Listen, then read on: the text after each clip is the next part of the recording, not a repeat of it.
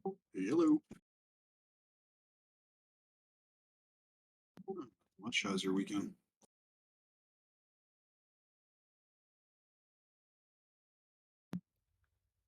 Good. That's a good thing, right?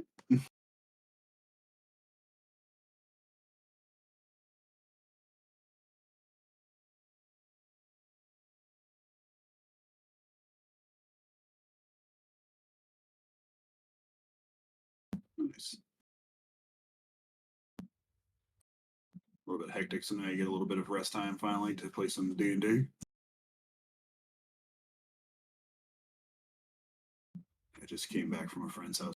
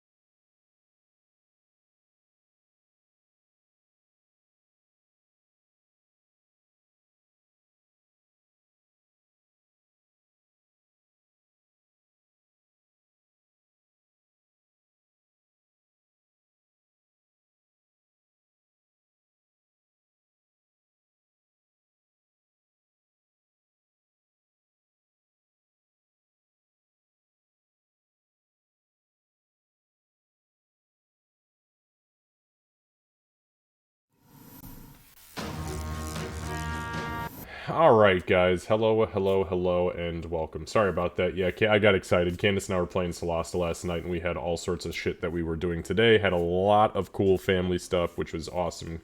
Got to see my dad for the first time in, what, fuck, 6 months. Yeah. And got to see my grandparents, and this weekend I got to see 3 of my 4 aunts and uncles, which was awesome, and all of their respective children, and one of my sisters. That was cool. So, anyways, hello, hello, and welcome to session number 75 of Unlikely Heroes. Yes, we don't have Kat today because she is in the process of driving back from a business trip. She is out, but we've known about this for months, and I planned for it, so that's awesome. See, if I'm told ahead of time, it is super, super easy. So I wanted to say for campaign 2, the bot link for the character sheets, the names are not separated from the links for the sheets. It makes, at least for me, confusing to find the correct sheet you are looking for. Okay, yeah, I'll take a look at it. It's coded the same exact way. The message is the same exact as the other ones, separated by actual lines. So I'll have to take a look at that off stream. Though, let me take a note for myself, because you guys know what it means if I take a note. I will follow up. Kat wants to know if you're okay with her listening in Discord because Twitch won't open for her. Are you okay with her listening in Discord? She can, but since she's not here, I don't want her talking. If she's not going to be playing. That's what she said. I can't play, but I don't want to miss out. Yeah, just let her know she's got to be on mute and she can listen, but I don't want. Yeah, I just don't want her. I don't want her chiming in. Check on campaign number 2's character message. Okay, Seru, I really, really appreciate. It just didn't space with it, is all.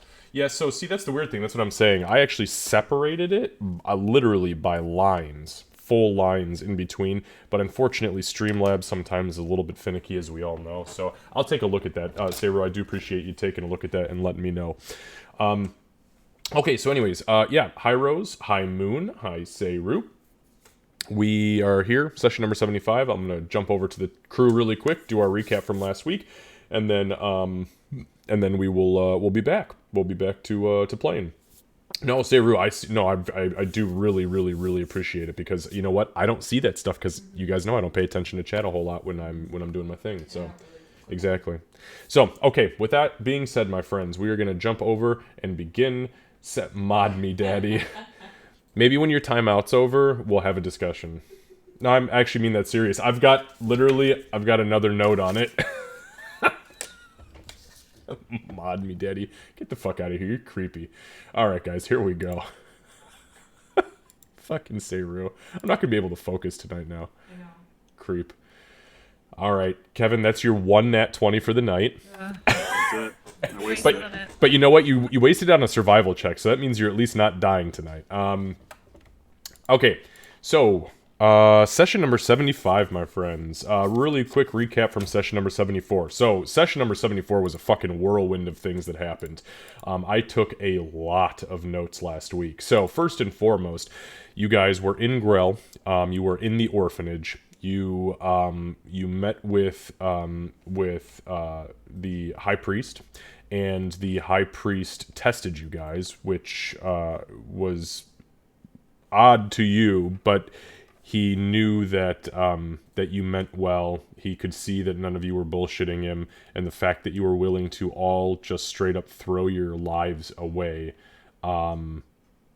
because he said he needed help, and you were that dedicated to bringing a family member back. He said, well, there was no giants, there hasn't been giants for years, so take these diamonds. And he gave them to you at a pretty fucking good discount. So with that being said, as soon as that happened, Ree and Doc stayed in that rear room, which was like his private chamber, and you performed the Raise Dead ritual. As that was happening, Gray decided he was going to regale the children of Moradin's children, the orphanage, of funny stories, sad stories, silly stories, and of course the fucking horror stories and nightmares that will fuel their dreams for years to come, I'm sure. But they were enthralled, and they seemed to truly enjoy every second of it. During that same time, Aurora went off and assisted the High Priest Durger Battlehammer with some odds and ends, just little things here and there, and while doing so, gave him a handful of platinum pieces as a way to say thank you for what you're doing here, which I was even surprised by. So she put a little tick in the alignment movement box, which was the first time since we've played this campaign that I've had to actually put a tick on her character's box, which was pretty awesome. Towards good, by the way. So yeah, so that was that. The ritual came to a conclusion, and Chuck was successfully raised from the dead. As he was raised from the dead, him and Ree sat and talked for a very long time. While that was happening, Doc went and met with Gray and Aurora, who then came back into that little chamber where you guys were set to discuss what it was your next moves were going to be. There was some discussion about how you were going to get Chuck back to Poodoo. There was a brief discussion about potentially just putting him on Josa and being like, go. But that the remainder of that conversation has yet to be had, as it didn't really come to fruition. So it's just a little bit of theory crafting on what you might do. So with that being said, we will be picking today's session up. We will be picking today's session up on Monday, the 4th of Jury at 3 p.m. Mind you, we started last session at about 5 a.m. So we are the 4th at 3 p.m. You guys are all in the rear room with Chuck and Ree and Aurora. And that is that. So, XP last time. Everybody got 1,000 experience points for roleplay. And that puts Gray at 46,981. Aurora, who I will ask Candace if you could just send her a message in Discord for me so that she has it to update. 46,219. And then Kevin and Candace, you are both at 49,049. With that being said, Kat, I know that we've got you. I know that you've got us in your ear. I know that typically the way that it works is if you're not here, you do not get experience, but I don't want you to fret because you gave me like 2 months notice about this session. You will receive full XP regardless of what happens.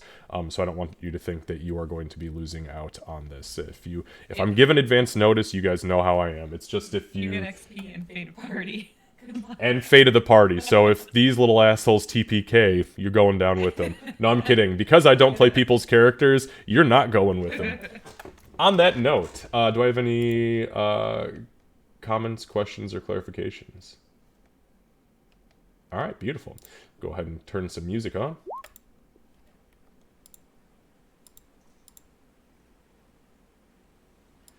All right, so you guys have just finished conversing about what you might want to do as far as Chuck is concerned. Chuck, at this point, has kind of settled down. He does look really sick and kind of weak and frail and kind of like he's been emaciated as he is suffering from resurrection illness right now. But he is at least up and moving around, kind of stretching his legs, and he has not stopped gorging himself since he came back. Like, as soon as food is being put down in front of him, he is devouring it, he's drinking as much water. At some point, he will actually turn around and puke on the floor, and then sit down and just kind of like, whew, okay. And then he's going to start eating again. Not shoveling it in so much, but definitely trying to get some sustenance in him, as he is... Hey, maybe you should just, kind of slow it down a little bit, bro. Just a little bit.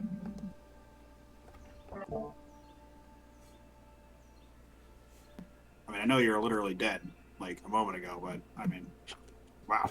Usually, if you're throwing up, it means your body wants you to... Candace, we can't hear you. Usually, if you're throwing up, it means your body wants you to stop. I'm so fucking hungry. Okay, alright. My stomach, everything hurts so bad. Yeah, we'll package. Maybe we'll package it up for you. Get you like little doggy bag. We'll bring it with us where we can. You're gonna send me with a dog to eat? No, we're gonna package up. Well, I mean, if we find a dog, we can eat it. Done. Yeah. But I'm saying, like, we'll just put all this stuff in a bag and eat it. Oh, okay. Alright, no, I got it. So, I know we discussed maybe Josa, but, isn't she limited time offer? Yeah, she's like 24 hours. A whole day. And then how long until she comes back? Like a week. Yeah. Because it's like a 3-day trip, I think, wasn't it? Yeah, but I mean, if we go most of the day and then rest and then go another while, then I think that kind of gets a good portion of the journey taken care of, and then I don't know. Hopefully, maybe Chuck is a little bit stronger by then. I could always wear him as I could always put him on my back as he can be my backpack. That's true. Or like you could put him on top of you and both of you could wear a coat. I've heard stories about it. Now we're not doing that shit again. Again? Oh, please do tell. Oh yeah, no, me and Chuck, we used to do that all the time, but it was literally just to look in windows to see titties. Awesome. And after the third time, we got caught, and I lost my finger. He holds up his right hand, and you can see his index finger is cut down to the second knuckle. We decided probably that was a bad idea. Well, I mean, we could still do that, but we don't have to look at titties. You know, hadn't considered that as an option. I mean, if you want to look at titties, I mean, I'm sure there's other titties you can. I'm not gonna show you mine. I thought that's not where I was going with that. Ew! Other people, I know it's fucked up. Yeah, they're saggy. Just like talk to somebody in town or something like that. Ask us to see a titty, and maybe I'll show you a titty. Well, we were just there. There was a lot of nakedness recently. Oh! Did I miss repopulation day? You missed the orgy. Fuck! Fucking just put me out of my misery. Kill me now. I'm not gonna live to see another one. Back. Ugh, There'll be another orgy. Don't worry. I hope so. I mean, there are a lot of dead goblins up there, man. So I mean, there's probably not going to be the only orgy that happens. That's what I was gonna say. A lot of it was about repopulating, so I'm sure you're fine. And then you and Chuck can watch each other's children. I don't know. That does not sound good. Well, Chuck has like what, 16 Ray? Is that what you said? Yeah, thereabouts. Oh, he's busy. Maybe I shouldn't go back to Poodoo. There's a big world out here, man. I mean, I saw even like a portion of it, and there's some crazy shit out here. So it might be fun. You might enjoy it. I don't know. I don't know. I feel like a bag of shit right now. You look like a bag of shit. So Aurora, at this point, she looks over at Yuri and she says to you in Dwarven, she says, I know this might sound kind of crazy, but just hear me out. We do technically have a boon still from Ishmir. That was the big thing that I couldn't tell you. You did get a boon from this year? Oh no shit, Chuck, you're right. Yeah, so we might be able to, like, just fly him back. Because Yushnir did say it had to be in the area. I can't think of a better reason. I tried to bargain with her to see if you could, like, bring... Candace, do you speak Dwarven? Oh, no, sorry. No, you don't. I was like, wait a minute, what are you doing? I was like, you Well, only... this conversation, A-B conversation. It's okay, Candace. You can just Doc can just stand next to Gray and then don't speak Dwarven squad. They just stand there and look at each other cross-eyed. But she says, yeah, I mean, I don't know what else we would use it for. I mean, unless we should just keep it in our pocket, but it's an option. Because, like, what if Josa gets jumped by something and gets knocked out of that form, and like when you threw her at the knolls, and then Chuck is on his own. Well, I mean, I did kind of use Josa as a brick. That is true. That is what happened. Literally used her as a brick. I feel kind of bad for that, to be honest. Sorry, Josie. I mean, I feel like using a dragon as a chauffeur. I don't know what that word means. I feel like I bled from my nose a little bit from that one. As like a what do they call them? Rimshack, whatever. Oh yeah. Yeah. I feel like using a dragon for that is kind of insulting to the dragon. You'd be cool with it? Maybe. We have to be. It's the only way we can. I mean, we're probably not going to be coming back here for a little while, so I mean, we're only going to get the boom over here. Right? That's true. She switches to common now, and she says, "Okay, so And she looks at Doc, and she says, "I told Rhea about the boon." What boon? The one from Ishneer. You got a boon from Missioner? That was the thing we couldn't talk about. Yes. Why not? Why couldn't we talk about it? Because she didn't want us to until we were ready to use it. So are we ready to use it?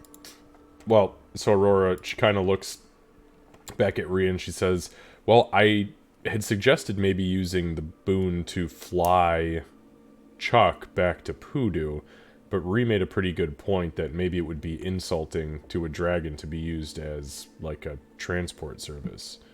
And wait, so you're saying just fly just Chuck back, like? Well, yeah, I mean, unless we all want to ride. I mean, I've never ridden a dragon. That might be kind of cool, but I'm not going to lie. Ishneer's also a dragon, and I'm not trying to sound, like, heartless, but if we are all riding a dragon that wants to double-cross us, it will eat all of us, and if we send Chuck, it will just eat Chuck. At this point, Chuck looks over and just, eyes wide. What the fuck is wrong with you, lady? Yeah, I was thinking that, and then you said it about the whole eating Chuck thing. That's why I was concerned. I mean, there's less likely. I mean, it tried to eat us once and it didn't succeed. So, you know, it could try to eat us and we'd fuck it up again. You know, I feel like there's less likely a chance of Ishneer eating any of us if we're all there. Well, maybe since... Oh, okay. That's a good point. Maybe we try to make the boon twofold. Maybe the first part of it, because what does flying cost? Energy, right, to a dragon? So maybe we can convince her to fly us to Poodoo to drop Chuck off, and then fly the rest of us as far south out of the mountains as she's willing to go, which puts us on the path to move south. That's a pretty good plan. Candace, did you guys have the conversation with? Did you have the conversation with everybody about talking to Xavier? Or did you not have that opportunity yet? I haven't had the opportunity. Okay, I just wanted to make sure before I start metagaming as somebody else's character. No, not to give. I didn't get to give total details, but I did confirm we have to go to the swamp. Okay. Wait, why would we want to go all the way south? Is that where the next? The swamp. Mm-hmm. That's where the next beastie is. Mm-hmm. Yeah. According to Xavier. That being said, if we want to save the boon for something else, we could just walk Chuck back. That is also true. It's a 2-day walk. It's probably better to, again, you know, Ishneer's only going to give us the boon in this area. So what else Yeah. will we need to do in this area anytime soon? Yeah. Do we have anybody up here we really don't like that we would like Ishneer to fuck up? I mean, if those giants were a thing, then I mean there was. No, that could have been easy. That would have been real easy. That would have been real easy, but I mean, I guess that's not a thing. So. You know, Doc will kind of give side eye to Aurora. Maybe we should use this move sooner than later on something like this. She's gonna kind of like look around and like motion. Dwarves. We should have Ishnir come and kill all the dwarves? No, that's the opposite of What? you said. You said, is there any way we want to fuck up? And my first thought was, Dwarves. right. But if we use this for that, then we know we can't use it for that. And she's just gonna kind of eyeball Aurora. What, you think I would use the boon without everybody say so? No, but you can be very convincing sometimes, and I don't think that's the route we want to go. Well, could you ask your dragon about transportation being offensive? Well, your dragon seems a little angrier than Ishnir, but... So, here's the thing. When I had the conversation with Ishnir made a point to me that she realized that there was something about me, and that she, being Ishnir, was definitely subservient to whatever it is that I talk to.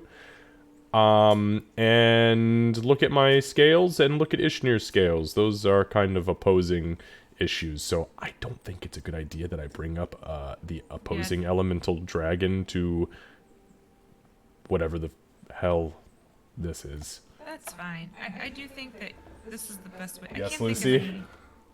Okay, so no scheming here, but a knowledge question, because Lucy knows a lot about dragons. Gray might not. How much, I guess, do I know about red and white dragons? Correct, I guess. Besides that they're opposite elements.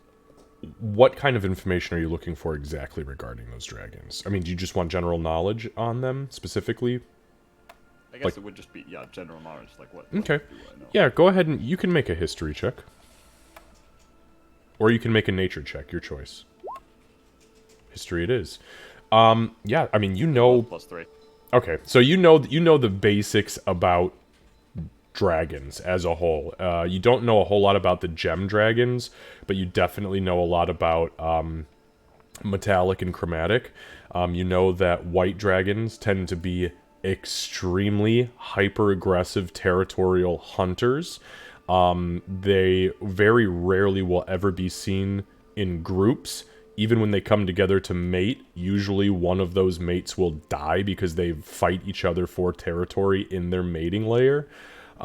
They're also extremely prone to becoming paranoid over the years, and of all of the chromatic dragons, they're typically the least intelligent. Very instinct-driven, hungry hunters. Red dragons, on the other hand, are typically scheming pieces of shit that just drip with raw, unadulterated evil.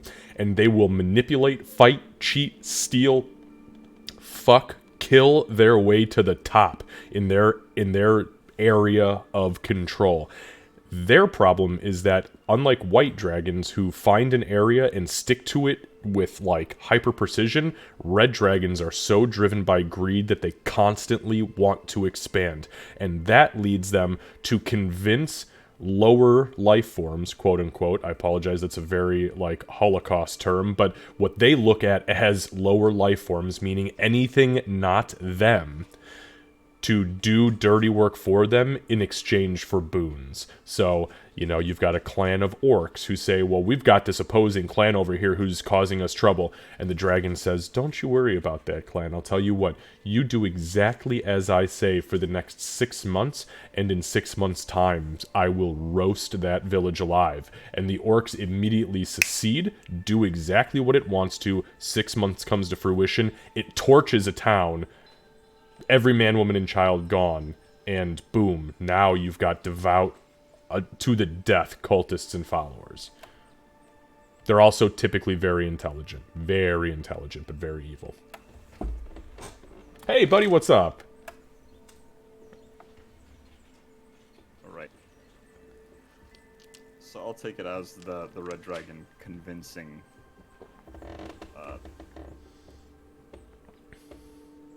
Ishnir. I was gonna say Calicrix, but I'm wrong. Close.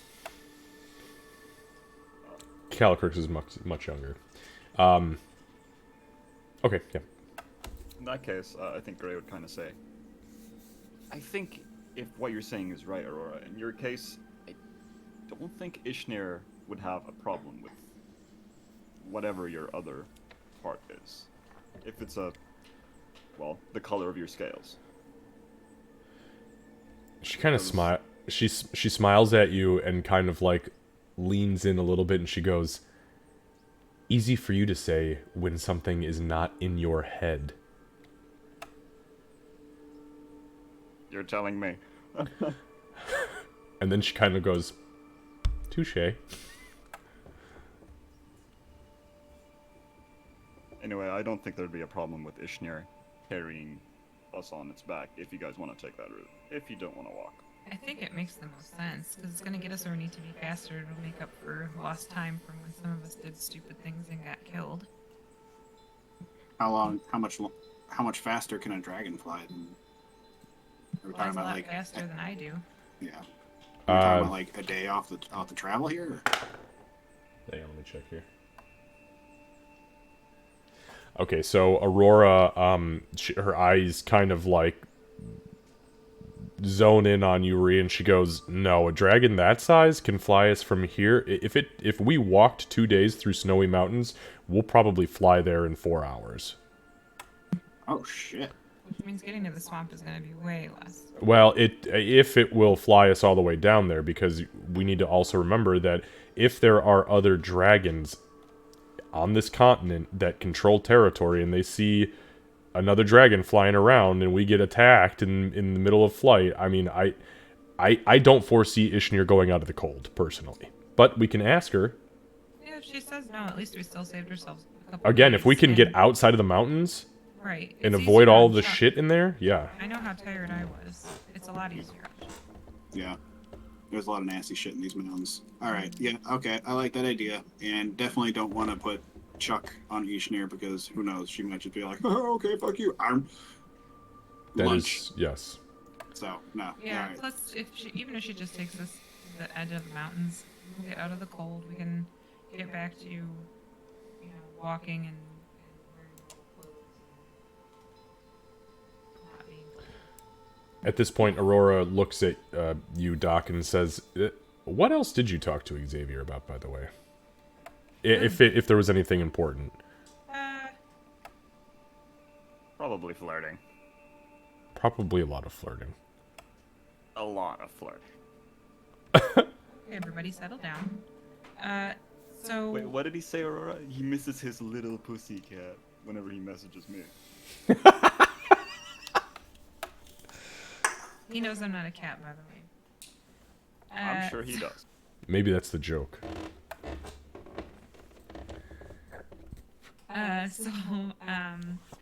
He believes that Nothraxian is sort of... There's like a protective barrier, basically, around us, and he believes Nothraxian's trying to get through it based on a conversation he had with the Circle of the Six in Port Cindrian. I guess, Aurora kind of puts her hand on him. She says, Isn't he just a shopkeeper? How is he talking with an entire body of government? I did not question this because he is constantly the one that gets us out of pickles, so... Yeah, he teleported to where Doc died again. In the mine, when she failed her assassination. He's also the one that knew the contact in the Moon's Druid Grove. Maybe it's The part of Archdruid. being a sorcerer. Is that how it... She kind of stops and you see her start to deep think and she goes, "Oh God, what am I in for?" Yeah, you're gonna start knowing a lot of people. I hope not.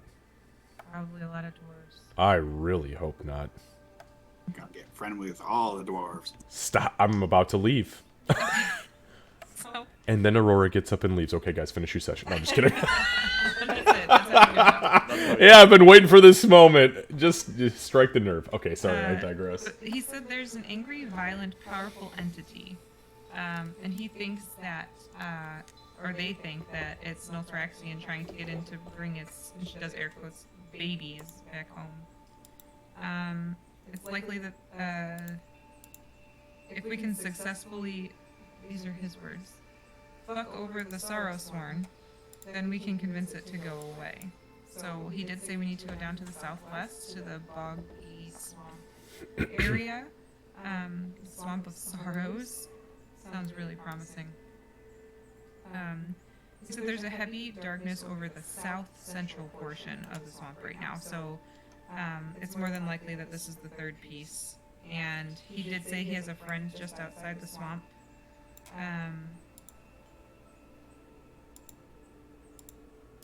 Looks like there's some, he was saying there's some infighting pushing out from the swamp. There's hate and anger. So what is this like? Is this like the angry one, Yeah. or whatever? And his friend's name is Kelmar Dwarfsith. It's in the northeast quadrant of the swamp. Corpsith? No, dwarfs. Dwarfsith? Mm. So, I think that's where we need to start, is meeting with his friend. That's what he was heavily suggesting.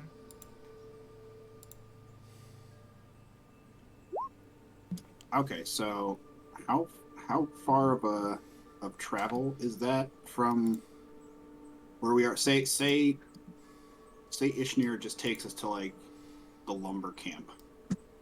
How long of a journey is that? I mean, like, we gotta find a boat, right? Yeah, we'd probably have to, I mean, there are bridges and stuff. We could go by foot if we need to. Assuming I'm the gonna bridges get you exist. that answer really quick here. Just bear with me one moment. Seeing as it's near the other side of the continent, it's going to take us a lot if we go by foot. I've never been anywhere that far south. Furthest south was Bree for me. Also, this does seem to be a semi-Koraktar area, so they're most likely the counter works there. Is that an orc? Is that an orc place? Yeah, Aurora, do you know that? Do you know them there? Aurora, she kind of blinks and she goes, "Oh yeah, Kroaktar. So, I'm from the other war camp, but Kroaktar is all really savage orc, goblin, hobgoblin, bugbear, and everything in between, and they eat congealed blood and shit. Like, Disgusting. don't go there. We should not go there. Congealed blood and shit? Yeah, probably both of those things. I've never been there, but I've heard the stories, and it's a scary place. They also know a lot of things about demons, and they regularly utilize like dark magic to summon demonic forces to assist them and transform themselves. It's something we don't dabble in where I'm from. I So believe that stay is the 6 hell away reasons from not there. to go there. Yeah. Yeah. Yeah, okay. So, Ree, as you're looking at the map, anybody who's proficient in survival, as you are working on looking, actually, you know what? Hang on. Does have proficiency count? Yeah, you're a bard. You're jack of all trades because you're a jack of all trades. So we'll call it a survival check, and this is to determine your successfully judging how long it will take and probably the easiest route via the map. And actually, you know what? You don't have to be proficient, and anybody who has it can give a roll. God damn, Gray! Wow, the two nat 20s we've seen so far today were a test roll on survival and an actual roll on survival. Actually, an 11 is still not bad.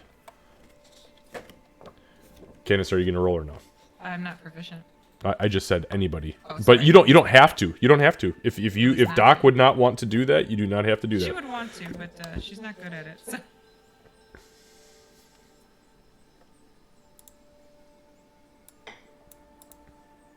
Sorry, I was watching our youngest trying to see if he's going to get himself trapped in his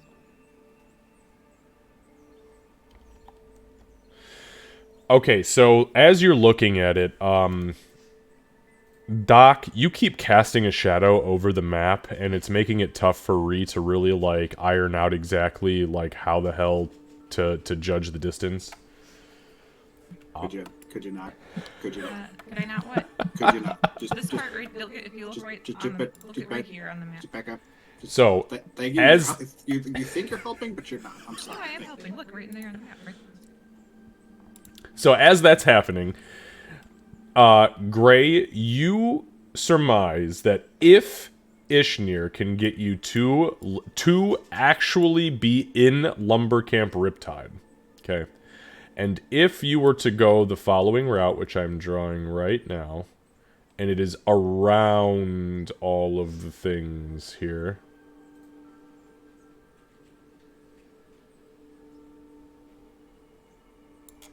There we go. If that is the route you take, which would, according to your professionalism as a survivalist and apparently as a master I don't know what to call you, like a cartographer, you're like, oh yeah, no, I know this scale. By the way, I'm also really good at math. So you start drawing the lines. You guess that it's about an 80-mile trip if you were to travel directly from Lumber Camp Riptide. Now, if Ishmir does not take you to Lumber Camp Riptide, you're going to have to add a little bit of time onto it. But if you were to take this route and move at a normal pace with 0 interruptions, it would take you about 3 days and a third. So 3 days and about 5 hours. And that includes your sleeping time. And this also includes bypassing all of the cities that you encounter. Now, you know, at least according to Xavier, that in this upper northeastern quadrant on the inside the swamp, but close enough to the exterior where you can find it, is somewhere that you would call a quote-unquote sanctuary, and there is whoever this person was that Doc mentioned. Right, so if Ishnir drops us right at Lumber Camp Riptide, I like to imagine that while they're arguing, Gray has dragged the map over to him. Easy. And then when they're done, he says, it'll take us about, if we go around any cities and sleep, it'll take us about 3.5 days, maybe a bit more. From the okay. From the lumber camp to where you say this friend of Xavier is. See, I told you I was helping, right? Wow, Gray, you're just amazing at everything. This includes going around cities and not into it.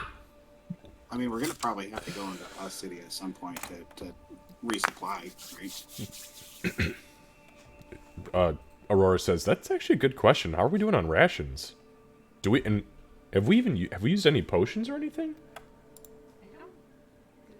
I didn't use any potions. Aurora starts digging through her shit. Give me a second to pull up her character sheet. So she starts to pull stuff out of the bag of holding, or she's like digging through it, and she's like, oh gosh, I forgot that I still had these 8 pelts, which are really starting to smell. I need to get these things cured. Is that something we can do here? The curing process will take days, if not weeks, so we don't know if we have time. Unless we want to wait a little while.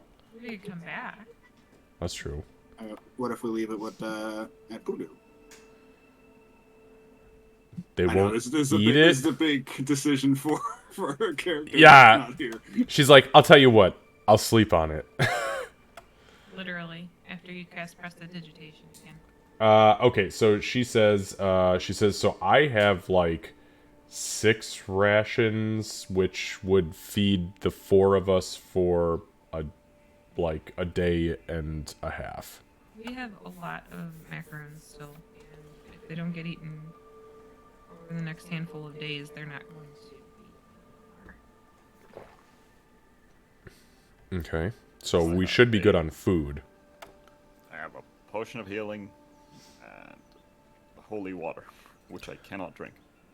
She kind of looks at you cockeyed and she goes, you're carrying around holy water? Oh yeah, remember the dare I made Ree back in Middleton? Oh, wow. You still have that holy water? Well, I wanted to use it on the hungry, but sadly, I got struck down by unfortunate circumstances. Yeah, sadly. What What did happen out there? The same thing that happened to you, Doc. You got strung up by your feet and your throat was slit by somebody you tried to kill but failed at killing? No, in Poodoo, Doc. Oh. I know you die a lot of times and it gets confusing, but I had my strength drained. Everybody's Shots fired. super nice today. I'll just shut up and you guys make the plans. I'll do the healing. Crap, I left this in- Oh, I could also do some hunting while we're out and about. Aurora says, I could help you with that. No problem. Yeah, we can catch some more deer. I'm sure we can catch plenty of rabbits and berries and mushrooms. I think we should be good on food for sure. But yeah, we should probably like find like other shit like potions. I have what do I have here? I got this potion of fire resistance that I got like a long time ago. I got this unicorn wax, which I should probably take now. Yeah, I don't really have any other potions. Okay, so Aurora says, I have a... Oh, yep, I've got this potion of fire potion. breath. I do have a potion of healing. Yeah, she says, I have one potion of healing. I have 2 potions of fire breath. Actually, that's not true. I have 1 potion of fire breath. She didn't remove this one from the other inventory. So I have a potion of fire's breath. I have a potion of healing. I have a potion of clairvoyance. So I don't know what that's going to be used for. And that's that. Looking through my inventory, I have so much just random shit. Just to be sure I have everything right. For the 500 gold diamond, I see that I have 2 in here, and then I still have 3 God's Tears. I think I started off with Chuck gave me 3. You traded 2. We Yeah, used one of yeah. them. So you've got 1 left, and then but you were given 2 500 piece, but you used 1, so you have 1 500 piece and 1 300. That's right? Yes. Yeah. That sounds right. I have a note of it because Doc was actually going to try to trade more and then we... Right.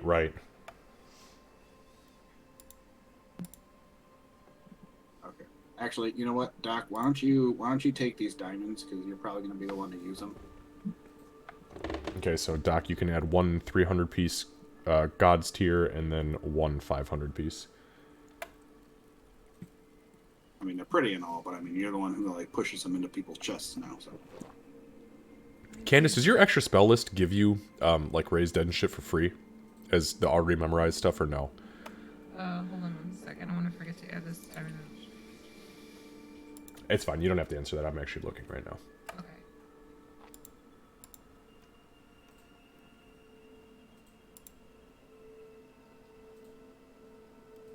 Oh. Okay. Wow. Holy shit.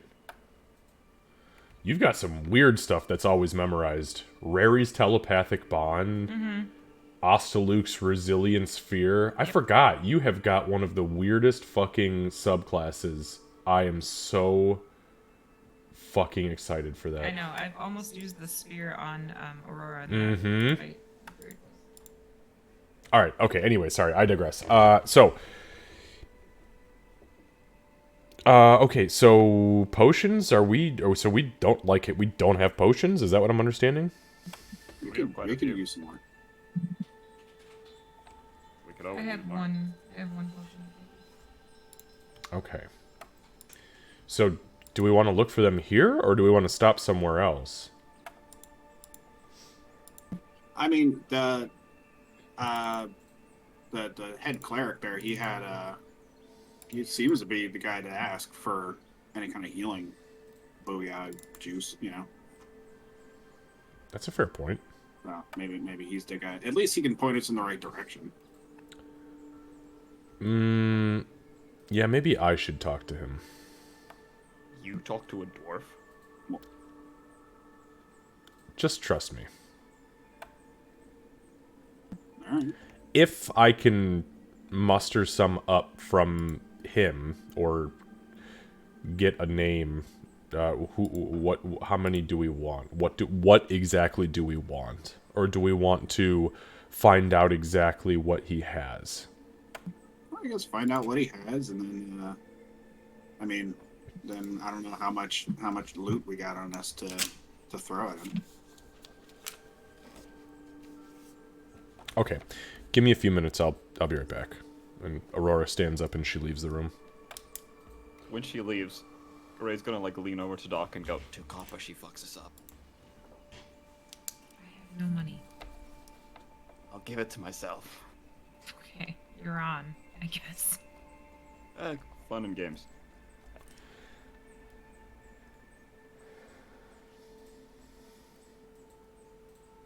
How do we get a hold of Ishnir anyway when we're ready to call on his moon?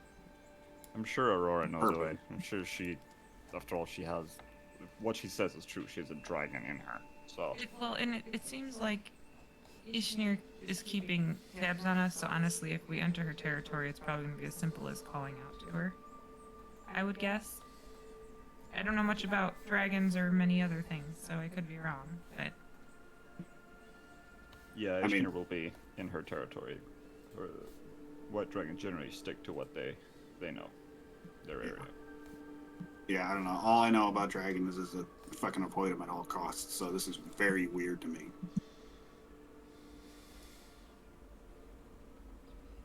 Well, you're not going to be able to do that anymore. It's gonna be so weird. I mean, like, we've been running from Ishnir for... I mean, I've been running from Ishnir for my entire life. Like, all the goblins up there in Voodoo have been. Oh my god, it's gonna fucking terrify them if, like, Ishnir lands right in the middle of the fucking village. Yeah, we gotta make sure we don't do that. No, I think maybe if she's willing to take us farther south, great. If not, it might even be a matter of landing and dropping ship off nearby. Yeah, just like, I don't know, like maybe like a mile or so away, just so it's not like, oh my god, we're all gonna fucking die. We should Right. probably start orgying. Actually, might be good for a Chuck if they Yeah. start orgying again. That, and let's be honest, Ray. Think of how the clan will look at you if you land with their enemy, sworn enemy, right there. Yeah, and we can't. So I was trying to Come on, figure that's gonna something give you out. another title. And you get the title Reed the Dragon Rider on top of your many. Alright, yeah, I like that. Oh, we're trying to not land in town though. Well, I Why? mean, Gray's got a point. Well, here's the thing. I tried to work with her to see about her not terrorizing your people any longer. She was not interested. So it may give some false hope if you show up riding her and then they're like, oh, great, she's cool with us now. And then after we leave, she's no longer cool with them. I mean, we're stopping there. We can literally tell them after that it's a one and done deal. Words are a thing, though. Okay. But like, as we're flying away, like, don't get too used to this. She's actually really a bitch. So at this point, the door opens and Aurora comes in holding a piece of parchment. She goes, "That was way easier than I had originally expected, to be honest with you guys." She sits down, crisscross applesauce, and she holds the piece of parchment out, like, next to the map on the floor. And she says, so he's got 6 regular healing potions that he'll sell for 50 gold each. He's got 3 greater healing potions that he'll sell for 150 each. He's got 1 500 gold piece diamond that he will sell at face value. And he's got 4 God's Tears that he's willing to sell at face value of 300 each. He said he's also got, and I don't know exactly what this is, I just took the piece of paper. As she looks that over, Gray's gonna hand 2 copper to Doc.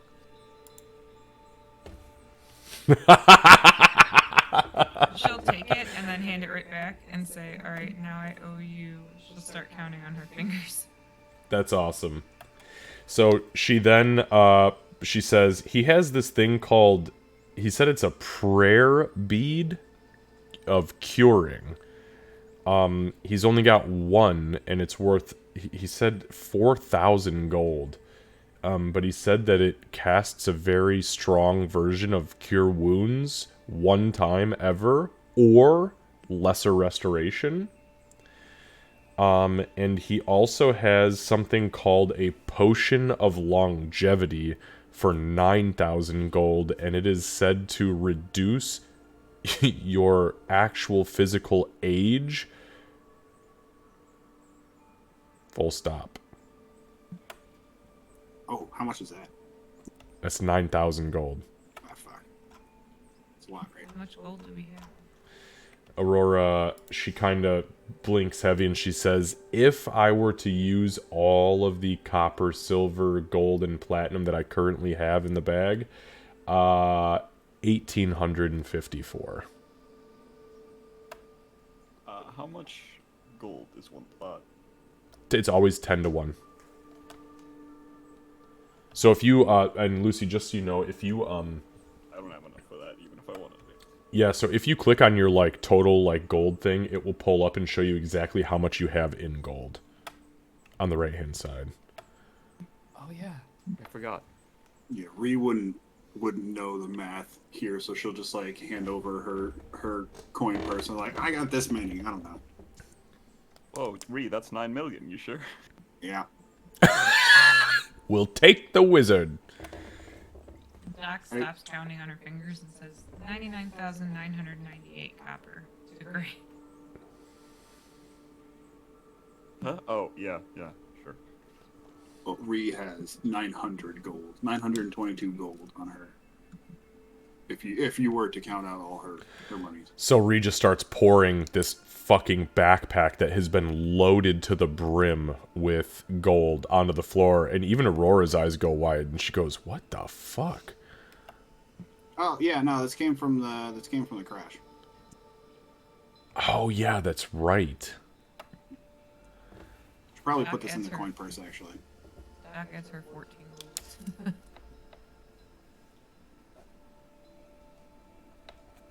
Okay, so between you two, there's 936 gold. And Aurora's 1854 brings the total to 2790.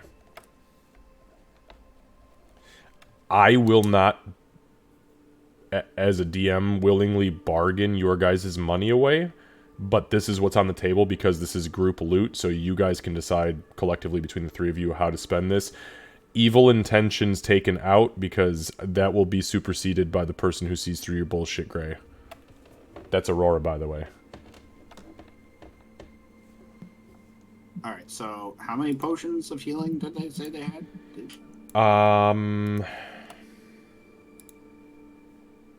So there were 6 regular.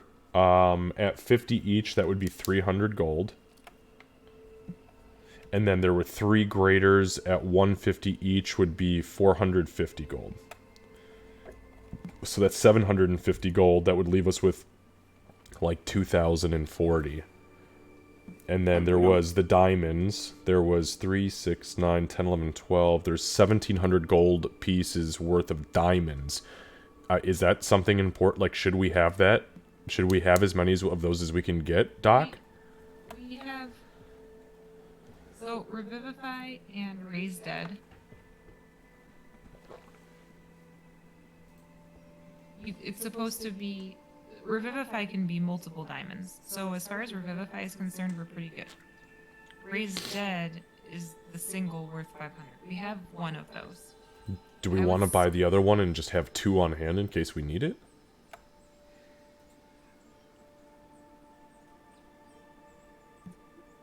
I mean, if we have the loot, we might as well, right? I mean, we'll definitely need some healing pushes. I don't want to clear this guy out. But Well, he told me specifically this is what he has available to sell outside of a personal stock. okay. This is like his storefront. Oh, Here's- nice. Here's what I'll say. none of this money is mine. If y'all decide to spend the money on the diamond, I will use it appropriately. But I'm not gonna make the choice with your money. So, you tell me. How about this? We buy the 3 greater healing potions and the 500 diamond in case as the last resort. Does everybody have a regular healing potion on them? I have one. Okay. I have one. I have So one. okay, so everybody has one. So if we get a greater, that's an emergency backup for 3 of us. And then 1 diamond. Yeah. And I Good. will also say that I can, at this point, she's looking through her backpack. I can revivify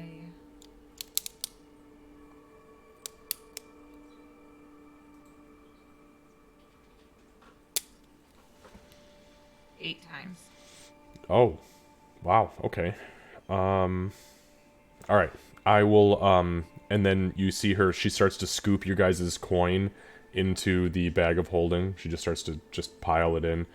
And she says, okay, so I'll go buy these really quick, and I will be right back. So you guys can remove Candace and Kevin, you can remove all of your gold. She takes all 936, and then we will remove...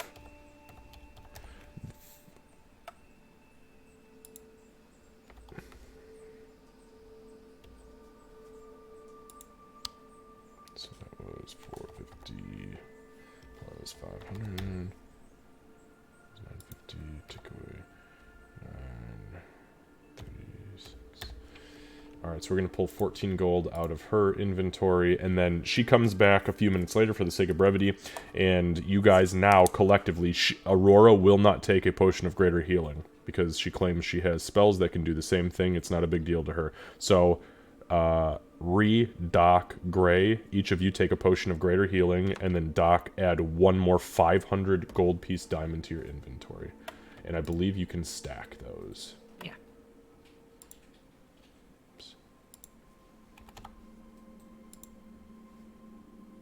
Okay.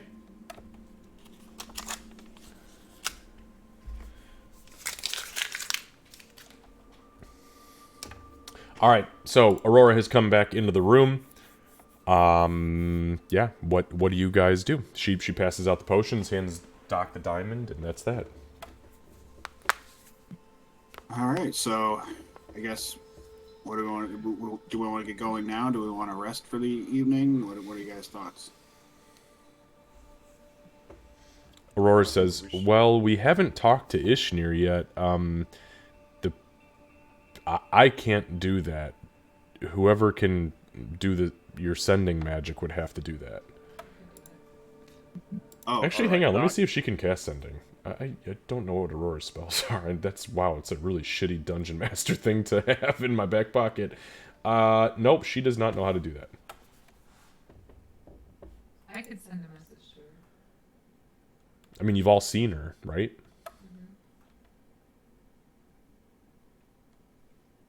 Well, okay, what do we want me to say? Just tell her that we're seeking cash in on the balloon and want transportation? Do you want me to Yeah. ask her if it's offensive first? I think that might be pushing your limit on words. Maybe just say that we're looking for transportation from Grell to Poodoo, and then Poodoo and as far south as she'll go. Right? Okay, so just outside Grell maybe, so that way we don't scare everyone. Oh yeah.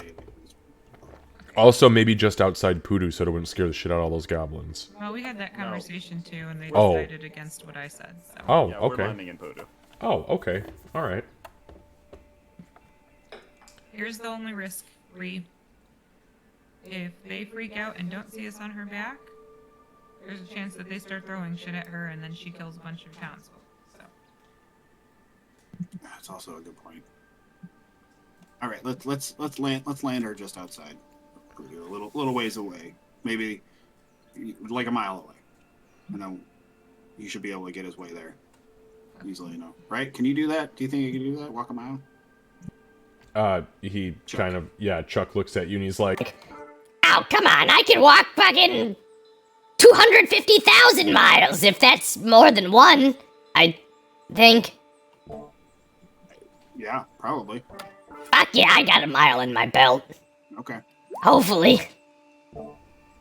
Okay. Yeah. All right. So then, yeah, maybe they're just like a mile outside of town, and then just like yeah, right, on our way back down south. Okay. So just let me think of my message really quick.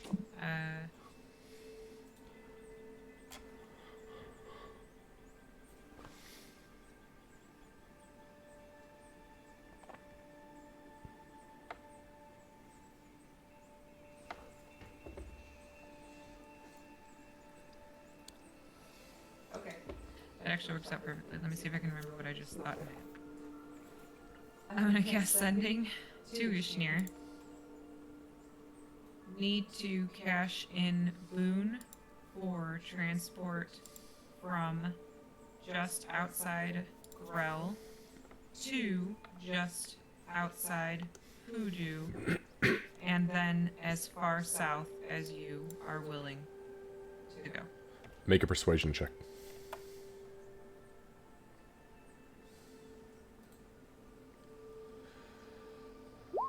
15. God damn. You feel the familiar static creep across your mind as your voice echoes across the ether and into the mind of your selected target. The spell does activate, and it does go off. A moment later, you feel the static, and you hear,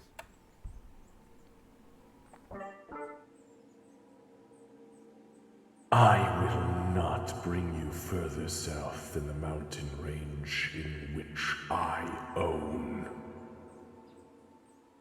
But I will meet you outside of Grell, near the base of the Cherry Tree Grove, in 3 hours. Be there.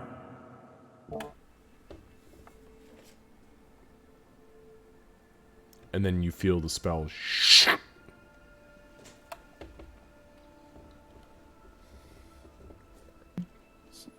What did he say? What'd she say? Is she on board? She said Grace smells. And she said that she'll meet us at the base of the Cherry Tree Grove in 3 hours outside of Grell, and she will take us as far south, but only to like the southern portion of the mountains where she lives. I could smell worse. It's true. Okay. Yeah, that works. Wait, do we know how far away the Cherry Tree Grove is? So on your guys' way in, you saw it. It was clear as day. It was right outside of Grell, but probably about, I'd say, a half a mile. But you could see Grell from it, and it was clear to you because the cherry trees are in full blossom right now. Yeah, I think they're like 15 minutes away. It shouldn't be too bad. 15, maybe 20 minutes away. So we took care of potions. Is there anything else we need to do while we're here? I don't have anything. What time of day is it? So at this point, it is about 4 o'clock in the afternoon. Okay. Then we'd probably be getting to just north of what Camp Riptide, like very late at night. Yeah, so you'd be getting to Poodoo at, let's see, if you're picked up in about 15, or about 3 hours, so that's 4, 5, 6, 7, and then it's a 4-hour flight to Poodoo, so that's 7, 8, 9, 10, and then getting to the exterior of the mountains, that's another 5, 7, 8, 9, 10, 11, 2, 3. So it's like going to be like 3 in the morning when you get dropped off. Ish, depending on if there is any issues. So you will essentially have to immediately begin resting, find somewhere safe to rest, and then, start fresh. Or you could all forego that and take levels of exhaustion. Right. Not advisable, but possible. If it comes down to it, we'll Yep. maybe have to. Oh, I'm gonna be so sleepy by the end of this trip. Okay. No, I got nothing else here in Grell. Okay. I guess other than to thank the high cleric there. I also want to send a message to Clinish Golden Claw, I think, to let her know we're not coming. Okay. She was expecting, so... Yep. Let me just think that through really quick.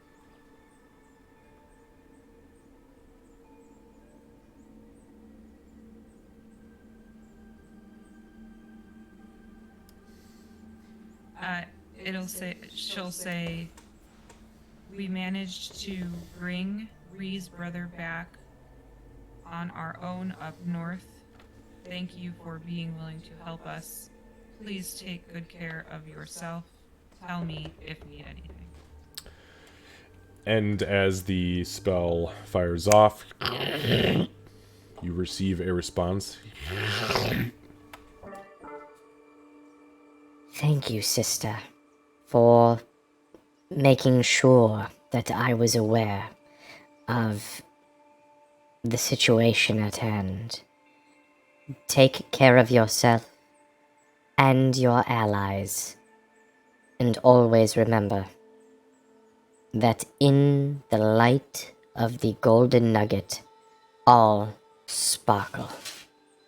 Be well, be loved, and love others. I think you used the wrong voice mod. Just so you Oh know. shit, did I use the goblin? Yeah. That's alright. You guys can clip that and make fun of me for the next fucking year and a half. No problem. I clicked telepathy, but fuck me, I guess. I didn't want to interrupt because Was it badass, though? Did it sound cool? Did it sound, like, really intense? It sounded adorable. I fucking love it. Alright, just pretend like she came through as the wrong voice. It was the wrong Clinesh Golden Claw. It was her, that was her fucking half-sister. I kept a straight face till I saw Lucy's different faces. Yeah, you said I was wondering why everyone was giggling. I was like, this isn't funny at all. What the fuck? She's like she's such a sweetheart. But good, I'm glad it was cute. The trouble with voice mod sometimes. Okay, so the spell does come through though. You receive the message. What would you guys like to do? If anything, if not, we can sake of brevity 3 hours. Just as a note, I have one more third level spell slot left. I did mark those both off. Okay. I think I'm good. Let's roll. Yeah, we can go just hang out in the grove for now. I can't think of anything else. Gray? I got nothing. Nothing? Alright. So, you guys get up, you pack your things, you get Chuck is best as you can ready to roll, and he's really not doing good. But you get him some warm clothes and some boots and things like that, and you guys head out from Grell. You move over towards the cherry grove. You get there, and there's a couple dwarves that are out there working actively, a couple farmers. But they're quiet, they don't really pay any heed. And 3 hours goes by, and suddenly the sky darkens. And the wind whips up, and it is cold, and small pellets of ice begin to fall from the sky. And from around you, you hear the farmers, "It's Ishnir! Oh, it's Ishnir! Run! Run!" And they begin bolting for the city, screaming and hollering into the city, as nobody informed anybody that a fucking dragon was coming. Yeah, it's probably for the best. But before they even reach the gates, Ishnir has landed. And Ishnir looks out over the lot of you. You are here just as I told you to be. Good. Climb aboard.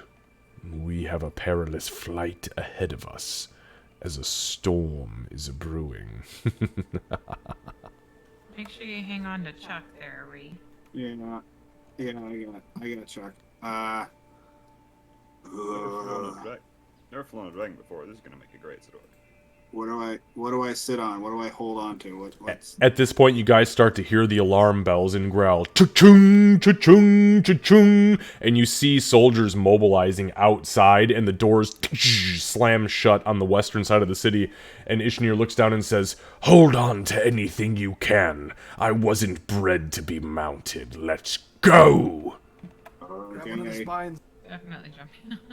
Okay. So everybody jumps on. As you all jump on and Ishnir takes off into the sky, two things. First of all, she is freezing cold to the touch. It is literally like sitting on top of a mountain of ice. Second of all, I need everybody to make an... This is going to be a strength check. So just for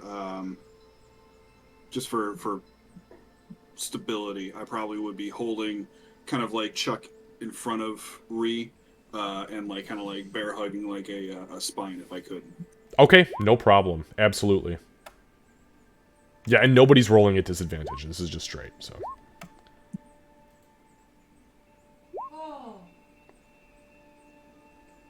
God damn, Doc. What the fuck? Well, I'm feeling lucky.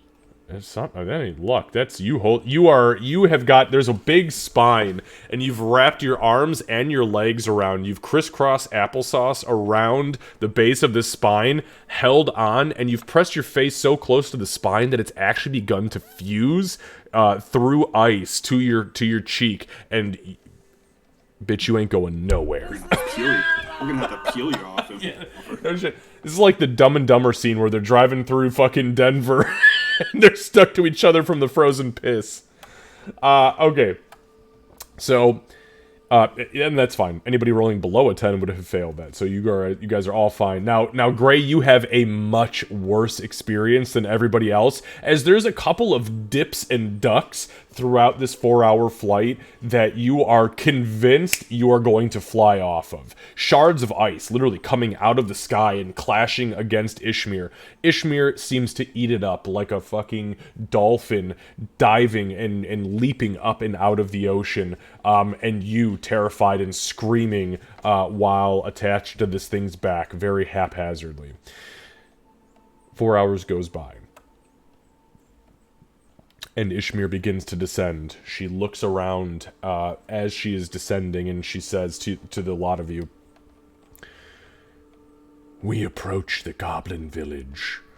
I'm going to land in that small clearing to allow this one off. Brace yourselves." As you all creep down and into the just outside the forest and just before the mountains begin, Ishmir comes to a screeching halt. All of you kind of bounce a little bit, but successfully hold on. What do you do? For the what? Ree will kind of like scoot Chuck off the help Chuck off the dragon, and kind of like help hold his hand as he climbs down. He's like, okay, so Chuck, make sure you let everybody know that this doesn't mean that Ishnir's a friend, and say like it was really badass that you rode on the dragon to get here, and I love you, and make more babies, and take care of Chuck's babies too. Oh, thank you so much. I love you too, sis. I love you so much. Oh, that was fucking crazy. Do you do this all the time? Are you like a big time adventurer now? Cause that was, the fuck? They're never gonna believe me, by the way. They'll probably kill me for just even saying I did it. Oh shit. Well, maybe don't say it then. No, I mean, it's not normal. This is new. This is kind of weird, and I'm a little uncomfortable, but it's new. So awesome. You've got such cool friends. Right. I like to imagine that like Gray's hair is blown backwards, and because of the cold wind, it's frozen. Oh, absolutely, absolutely. Your eyebrows are frozen and crusted over. You've got snot coming out of your nose. That's like this just big boogersicle off your cheek. It's gross. Your charisma right now is suffering. All right. Do you know where you're going? You got everything you need? Do you want a spear? I got a spear for you. Yeah, give me spear. Yeah, give me spear. I'll throw my spear at him. Not throw it. Oh, yeah, I was like, whoa! Boom! That's a nat 20, and Chuck is dead. Let's get the fuck out of here. It's the most goblin thing ever. Okay, yeah, so she'll toss down the spear. And like, Chuck just... Yeah, Chuck takes the spear. He kind of spins it a little bit. He shakes it a few times and goes... Okay, alright. I don't know what you are. And he points at Doc. But, yeah, you lady, thank you. That guy you sent to my dreams to, like, convince me to come back to my body? That was really fucking weird. But thanks. Was he a gnome? Like me? I don't know what you are. You look a lot like me, but, like, way fucking uglier. And fleshy colored. Is that what he looked like? Yeah, except he looked... And then he points at your nugget. He was like that color. Yeah, that was Garl. And yeah, He is a bit weird. he's pretty cool. Fuck yeah, Garl! K. Yeah, Garl, go to Garl. We're all boys with Garl. You know. Ree, you are too? Yeah, that's what the nugget is, bro. What the fuck? I gotta get some nuggets. Right? Yeah, Garl, glitter girl, cross applesauce with glitter in your eye. You know. I'm glad Fucking shit. that I'm glad he convinced you to come back, and you're welcome. It was the least I could do for Ree. Alright, well, yeah, fuck me, I guess. Thanks. I guess I'll just, crisscross apple glitter in my... what? I don't know what you said, but I'll just keep thinking about it. Yeah, that's pretty close. That's close enough. Alright, it's fucking cold, I gotta go! Alright, go home. Tell everybody hi, and I'll be back eventually. And off into the woods, Chuck, using a spear not as a weapon or defensive object, but as a walking stick, and heavily leaning on it, creeps back into the forest that leads towards Pudu. And within about 15 feet, you do lose sight of him. And it is at that point that Ishnir looks back and says to you, "Are you ready for the flight south?" As I'll ever be. Hey, Let's just get this over with. great. Why don't you hold on to me, big guy? I can't move. And you look back at Gray, and Gray is fucking frozen, like, almost solid, like, barely can, like, he's stuck in this smile, but it's only because the screams and the spit froze him there. Alright, I think we're as ready as we'll ever be. So at this point, Ishnir takes off again. Everybody go ahead and give me a strength check. Oh man. Oh, no. Oh my god, what the fuck? Oh no. Oh my god, guys, what the fuck? So Ishnir takes off, and you all immediately begin to slip off her back. I need everyone to make dexterity saving throws. Wow, that was fucked. I told you, a 10 is a success. Yeah, that's the same thing. Oh no, Doc. Oh no. Oh my god. So as Ishnir takes off, you all begin to slip. I mean, literally, the ice on her back, you all begin to slip off of the wing. Ree, you grab onto his spine and manage to hold yourself. Doc and Gray hit the ground. Ishnir swoops back around and lands and looks down and says, "You are not worthy of flying on me anymore. But you bested me in battle, and I'll give you one more opportunity. Get on, or I leave you for dead." Come on up, guys. This is you're really slippery. Doc will climb up. I'm too cold to argue. I got some rope. Maybe we can tie it up a little bit. Sure, make a survival check. Or, if you would rather, you can use sleight of hand. It's the same. That's no problem. Okay, so 16. So Ree pulls out this rope and ties it off on the larger of the spines near the nape of the neck of Ishmir. In doing so, the rope immediately fucking freezes, right? Then she wraps it around herself, another spine, ties a couple of knots, ties it around Doc, ties it around Gray, off on another spine, and it's about that point when you're getting towards the back of Ishmir that you realize Aurora's not on Ishmir. She was initially, right? Yep. Where's Aurora? Where's Oh, shit. Aurora? Oh shit! Did she fall off? Ishmir kind of rears her head back and looks. Nobody fell off. Do you know where Aurora is? No. Doc, I should look at the ground to see if she can see footprints in the snow or anything. Okay, make an investigation check.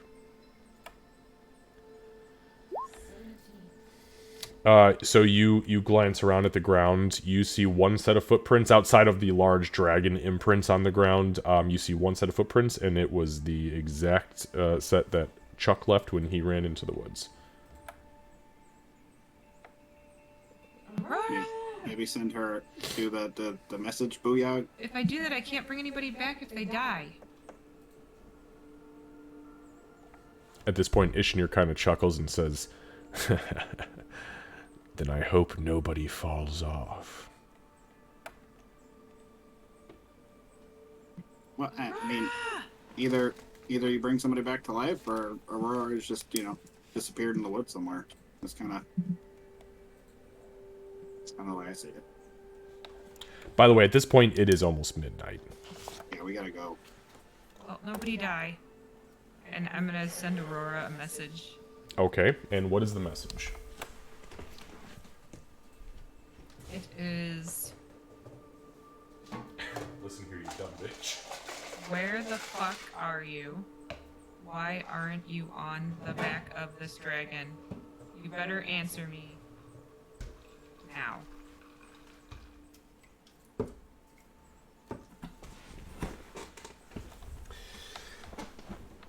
Okay. So, excuse me. So, Doc, there is a response. You do not hear the familiar voice of Aurora as the spell goes off, but the spell goes off and you hear the static kind of materialize, and you hear a voice that is much darker than you are used to. A voice that does not make sense in the context as far as Aurora is concerned. And the response to you is...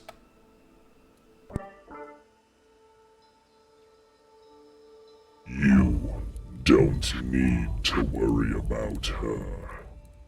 She is here, and she will be with you again. Focus on yourself, and leave my great-granddaughter to me, whelp.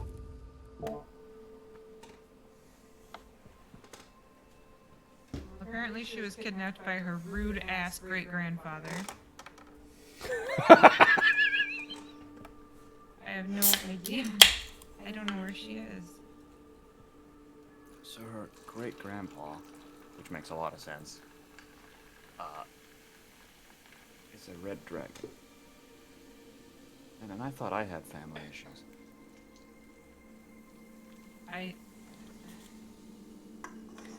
He said that she'll be with us again. I don't see any trace of her. I don't know if should I stay here?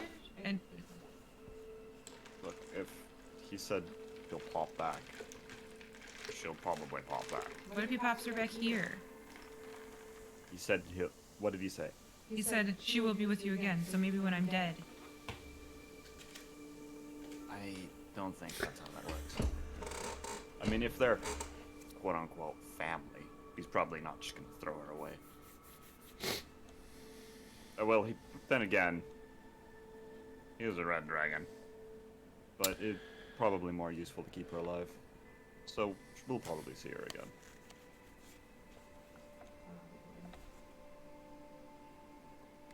Doc just grabs onto a couple of spines and sort of lays down, Now let's get this horrible Totally. fight over with. defeated.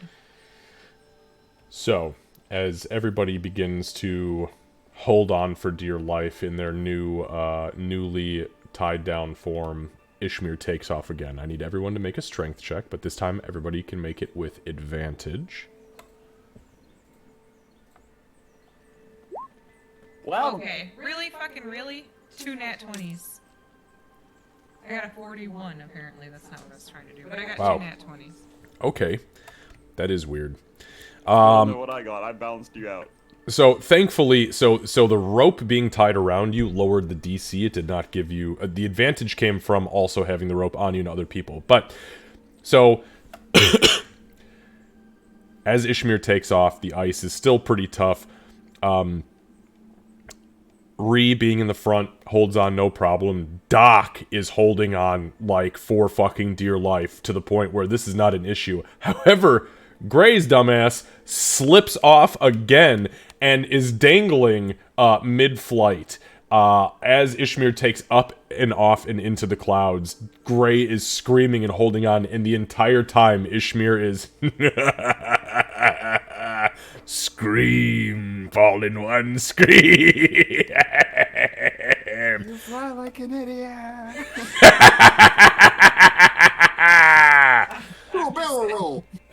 Ah! Corkscrews. Really, shut up. Sammy looks at Ree and says, Aurora would love this. Oh, man.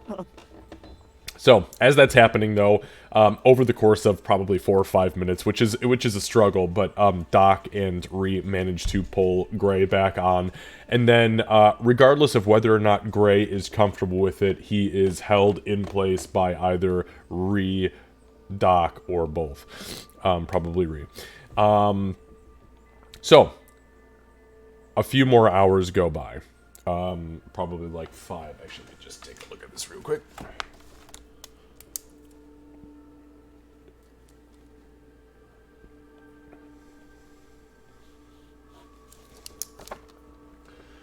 So, this dragon flies for probably what is 5 hours.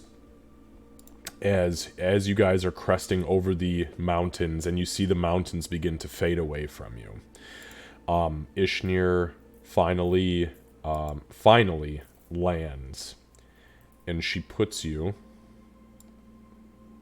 right there. It's a little blue circle in the southern part of the mountain. So she lands you right there. You can see the sun is starting to come up in the west over Port Werlin, and you know that it is pretty fucking early as far as that is concerned. However, Ishnir drops you off at a small entrance to what appears to be a cave in the side of a hill leading into the mountains. As she allows you to disembark, she looks down and says, "This is the final gift of my boon. This, when I was a mere wormling, was my lair. You are welcome to stay here. Rest yourselves until you are strong enough to travel south. Do not let me catch you in my mountains again. For next time, I will fight to the death. And I will kill at least one of you. I guarantee it." Well, thank you. I mean, I kind of live here, so I'm eventually going to come back. She smiles very slyly at you, and she says, "That's right. I'll keep a close eye on your kin while you're away."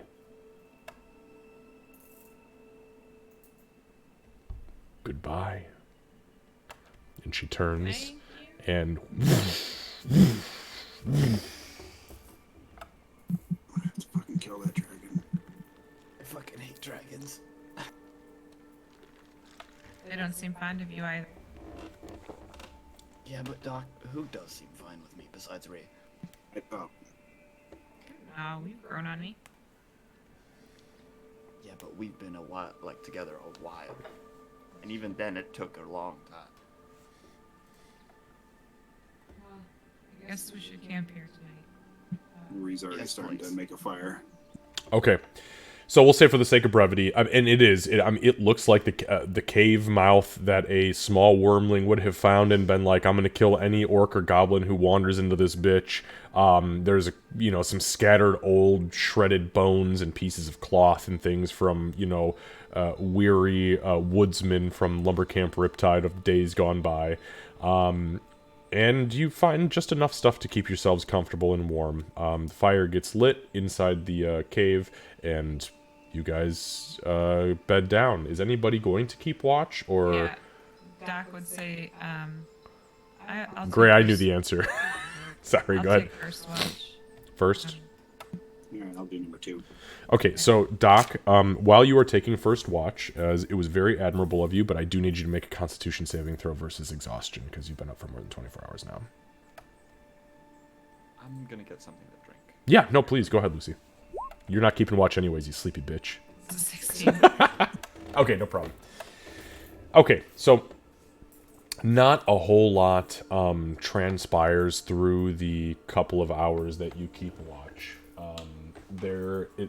Day comes. So we will say it was about 4 a.m.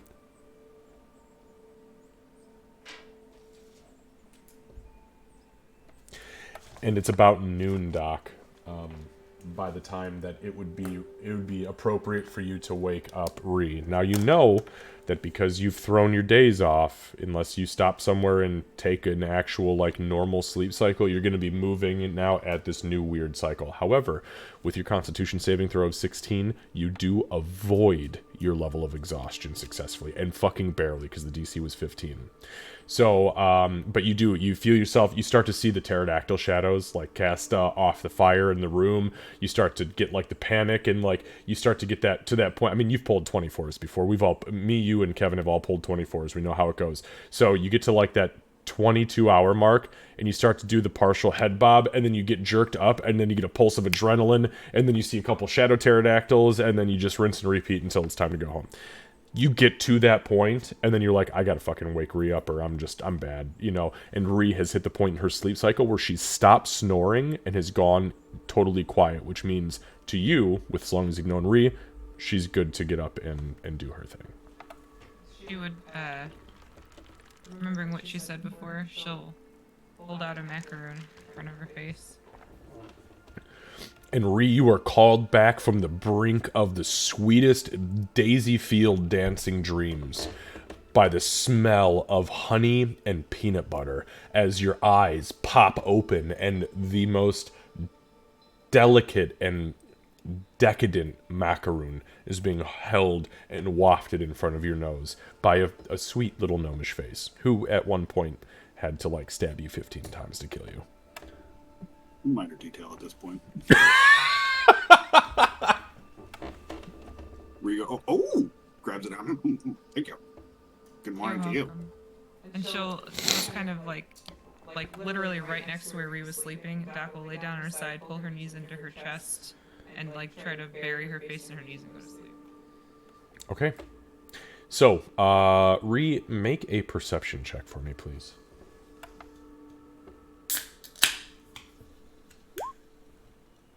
Beautiful. God, you guys got some solid fucking rolls tonight.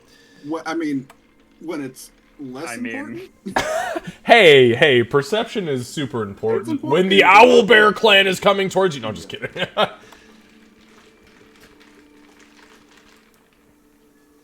It's the same owlbear and 3 cubs, cubs as last time. They're stalking us. Yeah. They're the death dragon. We figured it out. Bingo, baby. That was the whole story from day one. So, Ree, as you go through the majority of the remainder of the day, which will bring us to, honestly, about...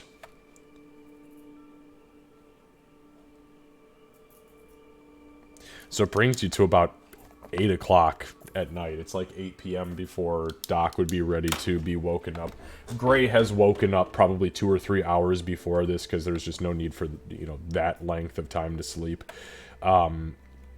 although I don't know, Gray is a sleepy little bitch. So, but anyway, so Gray wakes up, we'll say, and about 8 p.m. rolls around, and Doc finally starts to stir. During the day, there was really nothing. I mean, this part of the mountain is completely abandoned for the most part. Between here and Lumber Camp Riptide, there's just nothing interesting or important to see or do. And you keep the fire stoked enough to keep everybody warm, but also like calm enough so that it's not drawing attention with all the constant smoke coming out. So Doc, you awake. We're gonna say that it is 8 p.m. On Tuesday, the 5th of Jury. And as Doc, you wake up, it's fucking nighttime again. And if you guys would not mind for me, so remove 3 macaroons if you guys are gonna consume the macaroons. All right, so you wake up, and yeah, what do you do? You ready to head south? When Doc wakes up, the first thing she'll do is look around.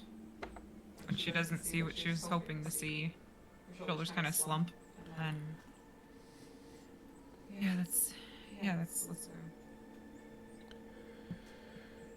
She'll be back. Don't worry. She disappears and reappears. She'll be fine. She's with her grandfather, right? Yeah, the angry voice that is in her head. From what you've told me, she does have a habit of disappearing and coming back. Disappearing and trying to walk into fire. Yeah. Walk off of cliffs to get to fire. Face plant into fire. I'm sure she's fine. She'll start packing her stuff. Is now with a fire dragon. Okay, so you begin to pack your things. You put the fire out. Like Smokey the Bear would be proud as you all take turns peeing on the fire and then throwing snow into it and gravel and mixing it up with your spade. Actually, you know what? I don't think anybody has a spade. Anyways, hands, whatever, hammer, doesn't matter. And you guys begin to head south. So you are a little bit outside of where you had originally anticipated. So what or where would you like to go from here? Would you like to just go south and outside of Lumber Camp Riptide, or would you like to head directly towards the center forest area, which you guys know is the Circle of the Land? Do you have a preference? You tell me what route you're taking. You can go around the Circle of the Land to the right, straight through it, or you can go to Lumber Camp Riptide, or you can bypass both of them and sneak in between those two things. I will take out the token. Which token? The thing, the teleport. Oh, come on, you've been playing my campaign's canvas I for know, I fucking can't think of what it's 8 called. years. Well, we don't use them in the other one, though. You played with Actually, this for 5 years. It's a I Planeswalker token. I don't have one anymore. No, there you go. You don't have one. We should probably get you guys, we should probably go through the Circle of the Land to get you guys your token. Didn't he say each circle has one? Why do we need a token? Well, you have the token, but it's the stop. Does everybody have a token? Or are you pulling this information, Candace, from campaign I one? thought we had him on this. I'm almost positive we got him on these characters because we all had the damn tokens. It had the thing on the back. Maybe I'm wrong. I thought we had him on these. I know I don't anymore, but I lost everything in my inventory. I never had a token unless I never wrote it down. But Is it in the second campaign that we had? Nope. You guys definitely do not have them in... I have I'm almost medallions that I got from dead dwarves. Well, maybe I'm wrong. I thought we got him here, but... Okay, maybe I'm wrong. Maybe it's the other campaign. Hang on, I'm going to take a look really quick just because I'm curious for campaign Yeah, 2, because I'm pretty sure it's because you...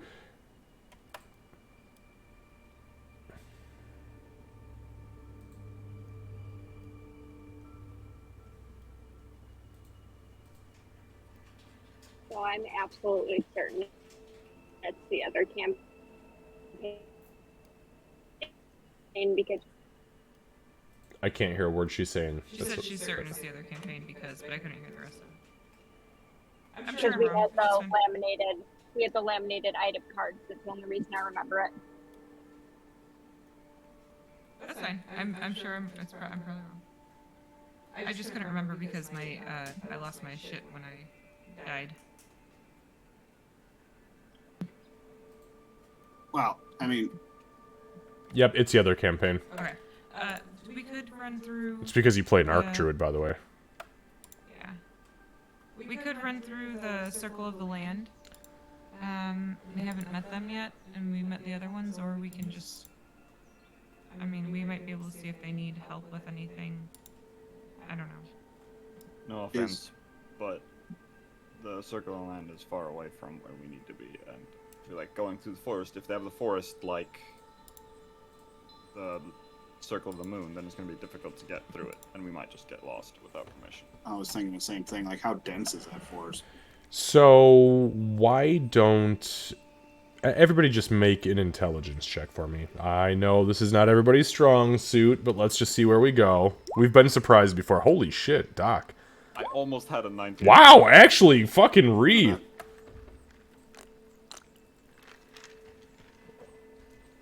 So, Doc, you absolutely have this information.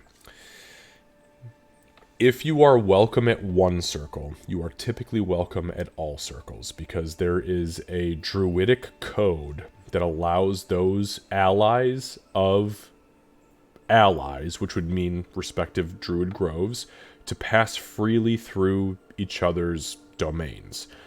It does not necessarily mean that you will be introduced to an arc druid or to any druid that you are aware is a druid, as there might be fucking birds flying around that are also druids. But you typically know that there's a code, like a code of ethics and a code of like a code of honor between druidic groves that allow people who have permission to pass that also works throughout all groves. You can't confirm this, but you've heard the tales. You don't have any contacts that you know of in the Circle of the Land, but it doesn't mean that once you step into the grove that it won't open up and allow you in. It might do that, but you don't know until you're there. It is far away from where we need to be, but it's also on the way to where we need to be, and the other grove was very helpful. Again, you two make the plans. Tell me what. I'll just do the healing. Here's the other thing, just as a point of note here, is that as far as Doc with your intelligence check and druidic groves, if you were to enter a grove that you know is a grove owned by druids, whether it be swamp, jungle, mountains, sand, fucking ocean, doesn't matter. If you enter somewhere that immediately begins to split open, because I've always been very particular about the path opening up for you and allowing you in, it will happen immediately at the entrance. It's not going to trick you, 2 miles in and then take you on a maze route. It always will just open for you. It's all or nothing. Druids they don't have time to fuck around and play wizard games. It's all or nothing. I say we at least approach the forest, and if it doesn't open up for us, then we go around. I know we discussed Lumber Camp Riptide, and we said we shouldn't go in there. Wait, we shouldn't go in there? Why? Is that a bad place to be? Oh no, it was Lumber Camp Inferno. That's the one we discussed that we didn't want to go to. But we could try to approach the forest. See? To be honest, I think we should just bypass both and go along the river to get to the bridge. Why? Well, 1, I don't like druids, and 2, there's no point going into Lumber Camp Riptide. Maybe they got boats. So because you don't like druids, we should pass up a potential opportunity for more people on our side? Do I need another reason? Yeah, Why? because it's more than just you here. I just gave my suggestion. I never said what we should do it. What do we know about the Riptide? Do I know anything about them? Make a history check for me, please. Anybody who's interested can make a history check about Lumber Camp Riptide. I used all my good rolls today. Yeah, there we go. Oh, wow, we got some really good fuck. Okay. Give me just 1 second here.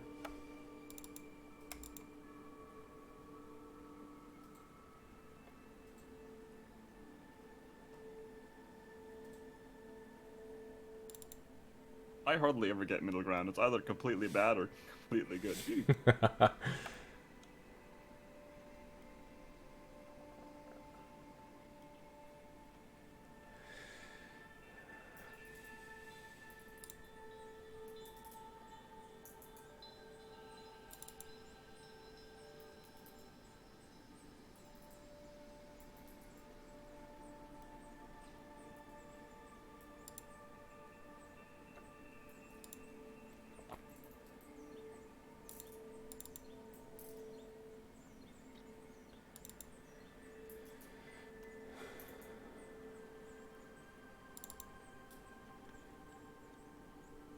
Okay, so what do you know about Lumber Camp Riptide? This is actually, very strangely enough, this is the only map and the only location... Oh, actually, that's not true. There are two, but this is one of two that have never, ever been utilized in almost a decade of running this campaign universe. So what you know about Lumber Camp Riptide. It is a lumber camp, which means that they heavily forest as much as they can around the area that they patrol. In this case, it's the Circle of the Land. Guess what? They do not get along with the druids that they constantly attempt to harvest from. However, they never diminish the forest because there are shitloads of druids that constantly force nature to regrow around them.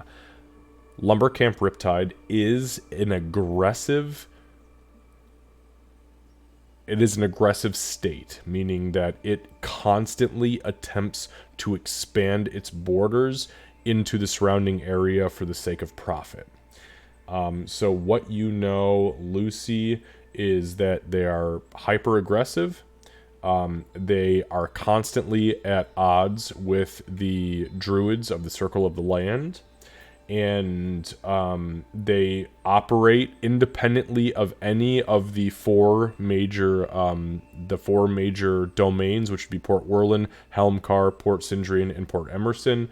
However, they are regularly contracted by those four for lumber. And the other bit is that they are a very mixed bag racially or species-wise. Everybody and anybody is welcome there as long as you're willing to work. And Kevin, you know pretty much about that much as well. Not really a great place to be. Especially if you want to go through the grove. Yeah. You guys decide.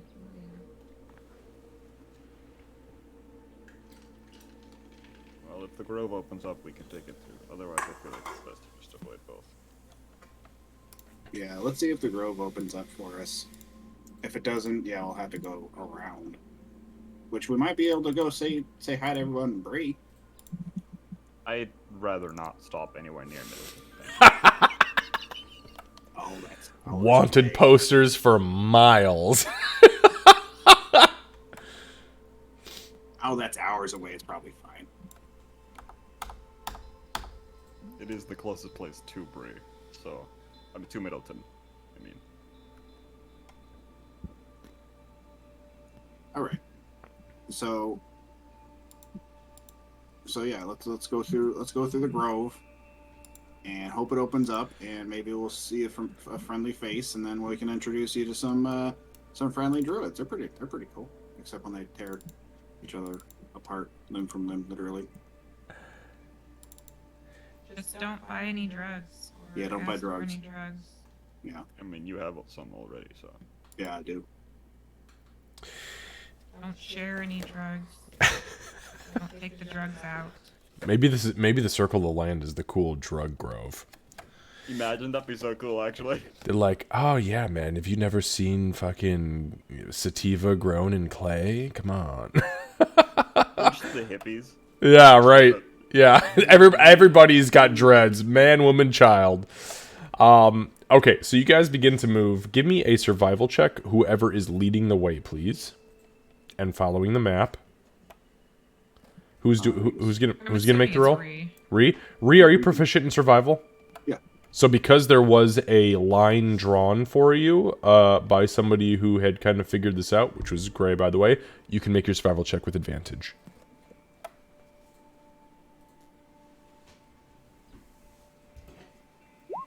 Thank you, past net 20. Beautiful. Beautiful, beautiful.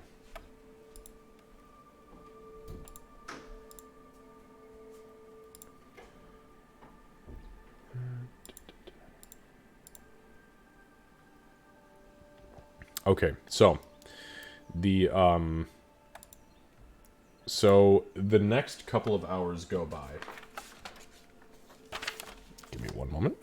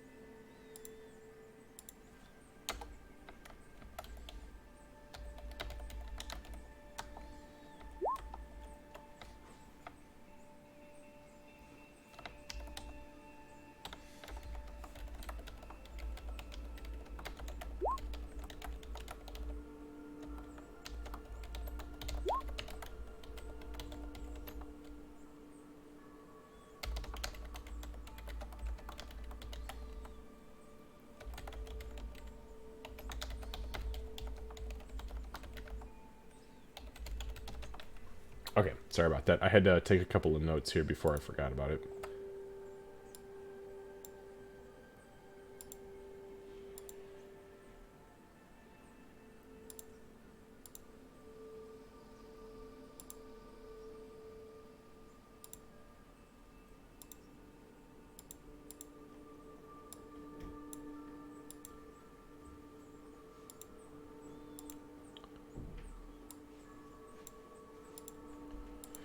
Okay, so 4 hours or so goes by, and it is now approximately 2 in the morning on Wednesday, the 6th of Jury. You guys are tired as fuck. Well, actually, that's not true. You guys are actually pretty fresh because you've thrown off your sleep cycle. Gray, you feel great. You feel like a fucking bag of plat. I wanted to say $1,000, but we'll make it within theme here. So you get to the edge, you bypass Lumber Camp Riptide. As you're bypassing it, you can even see it from a distance, and there are great fires burning within the confines of this compound.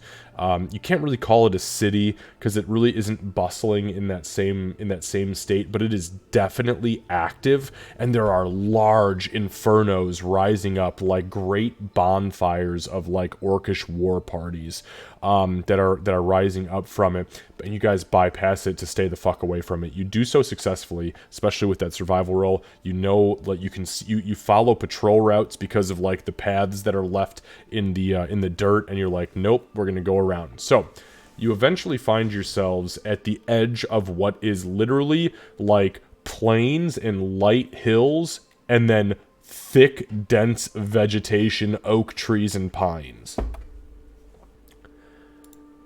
As you begin to step into the tree line, the trees, almost as if they were wax, bend to the left and right. The vines that cling to them spin backwards and tilt as far towards the ground as they can. The grass parts perfectly as somebody had run a comb down it, and you see darkness ahead of you, but you see a path form. What would you like to do? So I guess that's promising. No, the grove doesn't trick you. It lets you in or it doesn't. Well, this is never gonna be not weird, so I guess we go through. Nah, it won't be so weird. You got me. That's a fair point, right? All right. So the three of you begin to walk into the circle of the land. At least that is what you assume it is. over the course of the next hour, your group moves successfully through the tree line, bringing you to about 3 or so in the morning. You guys know it's late. You should not be awake, but you are. And it is with that... Where the fuck did I put my pen?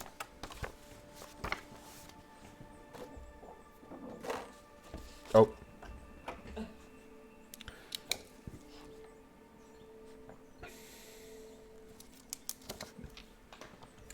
It is at this point that you reach the center of the grove. And as you push through the final rows of trees, you see in front of you something that is so much like the circle of the moon, but so much unlike it. Within the confines of this maybe 1 mile circumference dome is a massive statue dead center, surrounded by multiple biomes of existence, including to the west, water, to the northwest, literally a large mountain, multiple massive willow trees. To the east, and where you guys actually exit near, is a large mountainous structure that is spilling over with lava and spitting steam and smoke into the air. Just to the south of that is a massive hut with a couple of bonfires and nothing but desert sand. As you look down towards the southwest of this area, you see a biome that looks very much like that which you just came from, and it is a large mountainous peak surrounded by pine trees that literally reach up to the sky, covered in frost and ice. You have arrived successfully and safely in the circle of the land. As you do so, 2 large groundhogs approach you, hopping on the ground, and immediately begin to shift out of their forms as they stand upright as full-blooded druids, half-elf, both of them, one male, one female, dressed in long, green, flowing robes with ivy hung around their necks. One of them looks out to you and says, "Who are you, and why do you have permission to exist within the confines of our reality?" Friends of the Circle of the Moon. Friends to whom within the circle of the moon? Well, I have to look up his name. Was it Night Breeze? It was Night Breeze, that's right. I wanted to make sure it was, but you're right. Lucy, take an inspiration point for your fucking dedication to knowing that name, man. We haven't talked about Night Breeze in like 6 months. That's why I wanted to make sure I wasn't confusing campaigns again. I honest to God, almost pulled up my NPC spreadsheet. Yeah, I was, when I saw we were going through, like, the Trail of the Druids, I was like, shit, what's the other druid's name again? And I just started, like, saying names in my head that sounded familiar, and eventually I landed on It's Night like, Breeze. Night Butt, Night Dick, Night Breeze, that's it! Night Dick. Night, that's a good one. No, I like Night it. Dick. Oh, god damn it, Kevin. Right, that's the druid's superhero. Yeah, as he flies across the canopy. Night Breeze's persona. Unfortunately, when they sign that they need him, it's just a big fucking shadow, phallic shadow on the moon. Okay. He's very rarely called. Yeah, very rarely. Yeah, for the sake of all children everywhere. Right. Okay, Candace, sorry, go ahead. Fire up the dick light for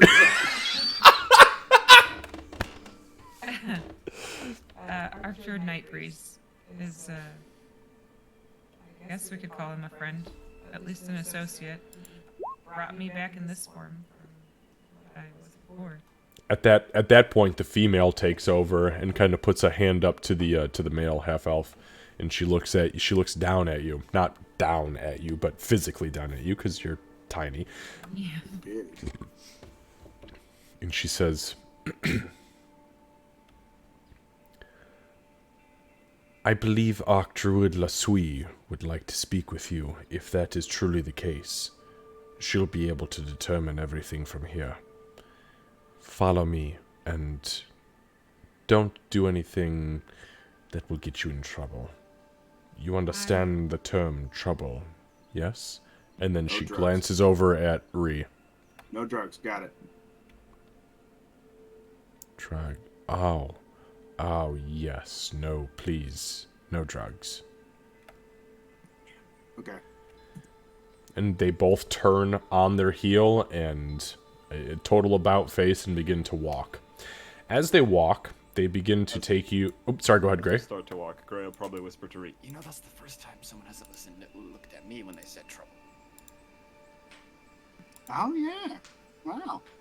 Look at that. They didn't say you're dripping with evil. Yet. I don't know whether to feel happy or insulted. Little column A, little column B, I think.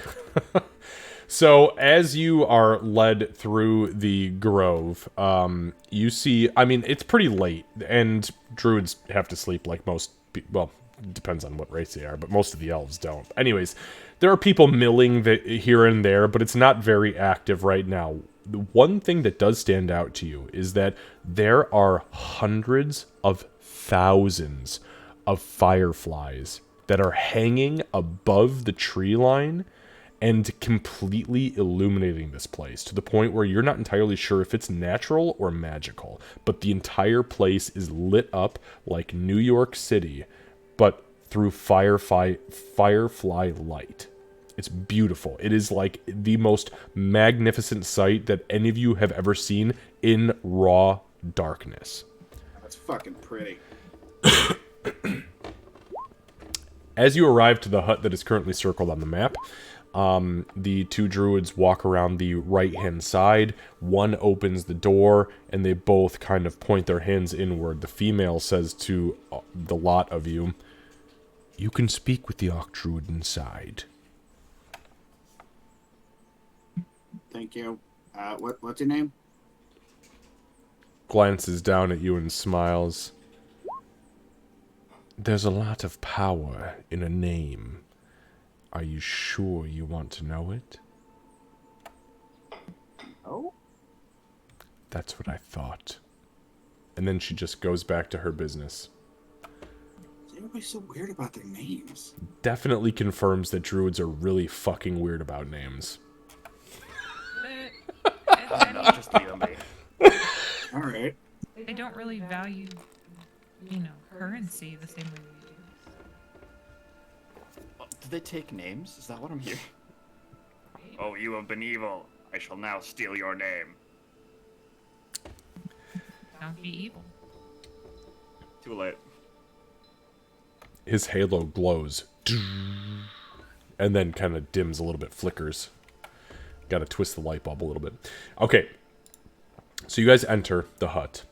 As you enter, there is nobody in this place except for a woman sitting cross-legged on the floor on a large, probably like cotton or hemp woven rug that is very decorative, very Native American in its appearance. Lots of bright reds, bright blues, bright yellows with black trim and outline, almost in these rectangular and triangular formations that lead into a very small circle in the center, which is where she herself is sitting.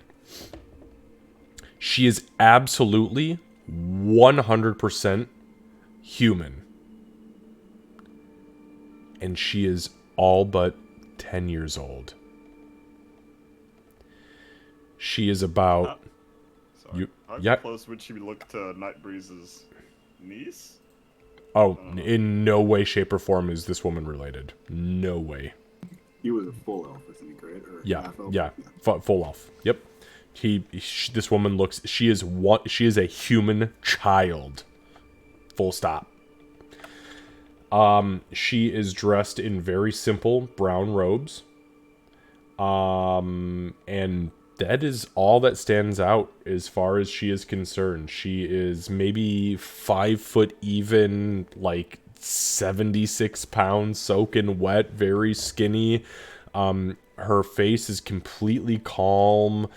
She is, again, she's sitting there cross-legged, her eyes are closed, and as you enter, her eyes flicker open, and now you see these big brown eyes kind of look up and at you. Her head cocks to the side, almost as if a bird of prey looking down at something that it's about to pounce on.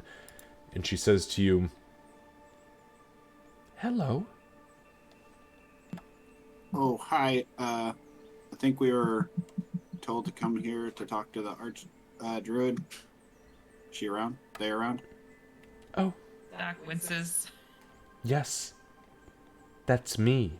Oh. And her head cocks straight forward, and as she turns towards the right, and you can kind of see her profile, you can kind of see that she's got kind of a large nose for a human and for a child. She's kind of got like a big hook nose, almost hawk-like. And she glances down at you and she says, "For what purpose do I find you, strangers, in my grove? Odd that you're here. Especially at nighttime. Don't your people sleep? Don't you sleep? Yeah, Do you we're need all- sleep? Do you need rest? Why are you here? Who do you know? Why were you allowed in? Or did you sneak in? Or did you We didn't fly sneak. in?" We know Arctur Nightbreeze. Carrick! He- You Oh, know he has a Carrick? first name. Yes, He of course actually- he does. Everybody. Do you not have a first name, little one? Well, actually, I guess technically I have one name and like several titles. Oh, titles. We don't Things have a lot of created by man and civilization. Yeah, it's not that big of a deal. Isn't Archdruid a title? I feel like that kind of... I'm gonna shut up now. She glances at you, and you see her right eye widen all the way. The pupil goes big, and then tiny as a pencil point. And she says, "Ooh, you stink of evil." Oh, there it is. What? Siri? You do it eventually. We'll get What? there eventually. What have you done? Who have you hurt? Doc will nudge Gray with an elbow. Okay, so if I gotta list them all, I'm not gonna do that. There's 15 family members, well, that I considered family, that are now dead with my assistance. She blinks heavy. Very heavy. And you see the eye retract to normal, and she looks at you full on instead of profile. And you see tears well up in her eyes and begin to drip down her nose. And she sniffs.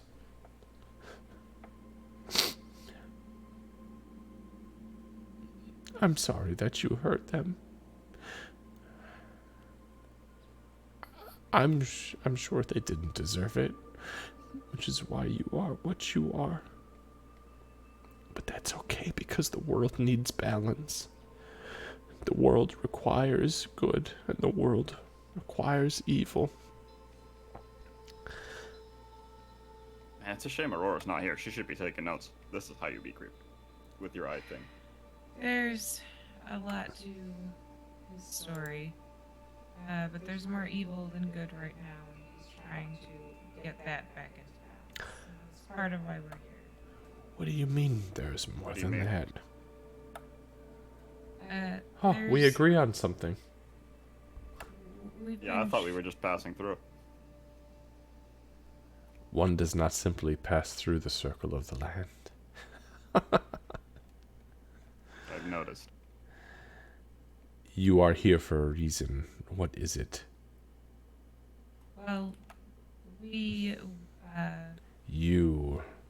She blinks again, and as she opens her eyes, you see the hawk eyes go full circle again, both of them, as she stares at you head on, not profile. And she glares inwards and she says,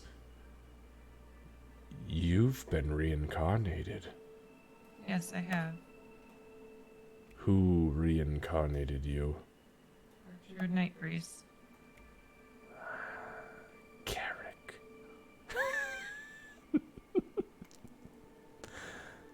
Wait. Why? Why did he reincarnate you? Because I died? Because we asked him to. There's more to it than that. One does not simply reincarnate an outsider. Because we did a job for the druids. We helped him clear out some darkness, the evil creatures in his woods. Nolthraxian. Yes. Yeah, that's the one. We are actually heading south to deal with more of Rexian's nonsense. And since we... What's going on? You've heard the whispers too, then, yes? The whispers of Nolthraxian here on the prime material? You feel its presence on the outside? Is that correct? Am I understanding that correctly? Little gnome, and you, little goblin, and you, fallen angel? Indirectly, yes. I haven't actually heard his voice necessarily, but We've been fighting his little monsters. Large monsters. That's where we're heading now. There are 3 parts of a ship that broke into pieces and crash landed on our plane. I am aware Right, so of what has happened here. I've been in contact with Carrick. My question is, what part in this puzzle do you play? Exactly. Why did my grove allow you entrance? We've already answered why you were brought back. Good for you. Now, why are you here? Where are you going? And where is the halfling? I can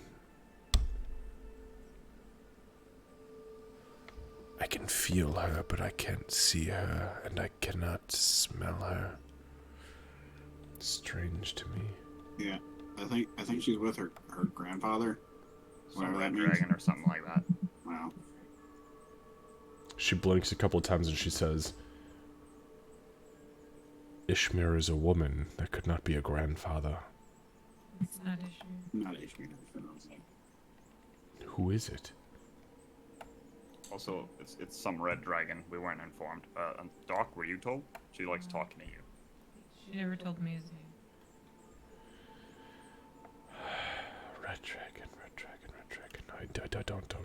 I don't know. Very old, from what I understand. I don't know of any red dragon. I've met 2 blues, a white. I don't think any of us would have met him. From what she was trying to explain to me, he's trying to keep his bloodline going, which tells me that he is no longer actually around. Then you need to be wary of that creature. Red dragons are conniving, they are evil through and through, they are dark, they are twisted, they will use and manipulate anybody, they will manipulate anybody they see fit. Do you understand me? They will manipulate anybody they see fit, especially those prone to manipulation. You need to be careful moving forward. Yes, but why... So why are you here then? We're trying to get to the swamps in the south. That's where the 3rd part of the ship landed. Yeah. There's currently, well, we basically believe there's more Sworn over there. We want to clear them out. Making Yes. people angry down there. Also, it's weird being not on the receiving end of "do not trust, they are evil." Is this how it feels? Is this how you guys feel? How we feel about what? He's talking to Doc and... Oh. Yeah. Because normally he's the one being warned against. But now it's someone else. Yeah, usually we just say, yeah, we know he's fucking weird. Is that the appropriate response? Yeah, Aurora is fucking weird. Yeah, usually. We're all pretty weird in our way. Say that again. Right, so... To answer your question, we came through here because if the forest hadn't opened up for us, we wouldn't have. But because things went well with Nightbreeze, we decided to try to make further allies and see if there's anything you need. Well, I'm glad that you made good with Carrick. Carrick, he's friend. Carrick is friend. Carrick believes things we do not, but Carrick is friend.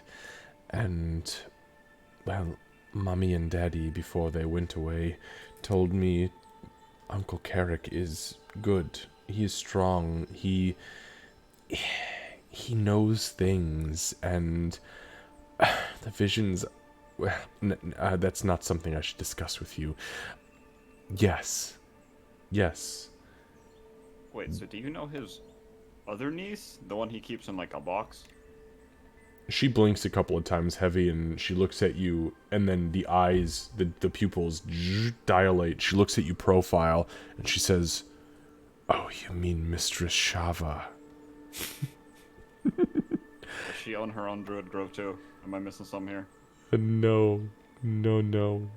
Shava is no druid. Her bloodline is born from the ashes of a phoenix. She is wild and untamed, and Uncle Carrick believes she should be boxed up in order to save her from herself. At least that's what I'm told. But you three, and your non-existent friend, you need safe haven. You need safe haven, yes? A place to sleep would be great, yeah. Are you offering? Yes. Oh, thank you. You need to assist us. That's fine. I kind of assumed it would take us something to get through there. No, you misunderstand what I'm saying. Uh-oh. The darkness of Nothraxian's presence has been impeding our ability to exist peacefully. And although no piece of that ship fell here, getting rid of this entity will allow us to go back to the ways of normality. So yes, you may have safe haven here for the sake of our own livelihood. Should you guarantee me you will push forward after you've received your rest and finish whatever the hell this thing is. I am an oddity amongst most druids, and some say I am unwise, and others say I am the most wise of entities they have ever met. But when I felt this presence, it began to work hard on my mind, and... Sweet goblin, I can no longer take it. I can't handle it. I can't handle it. I feel like I want to tear my eyes out and throw them into the river, but I cannot bring myself to do that. Yeah, don't do that. Yeah, I mean, speaking for myself at least, I definitely don't want this thing, these creatures around anymore. They terrorized my home, Poodoo. Yeah, and Nothraxian's presence is negative for all. There's no good that will come of that. But from what we understand, part of getting rid of him is taking care of these issues, because the reason he's trying to punch his way in is because they're here. So. From what Uncle Carrick tells me, they are here against their own will. Am I not incorrect about that? Pretty much, yeah. It was a crash landing, so they're not here because they want to be. But once they settle in somewhere, they destroy everything around them, because that's their nature. Sweet little gnome, may I ask you another question? What happens if Nothraxian does break through? What are we at risk of losing? Everything. And everything. At this point, you guys see her face drop. And she looks at the floor, and you see water just begin to spill out of her eyes onto the ground. And she begins to shake her head.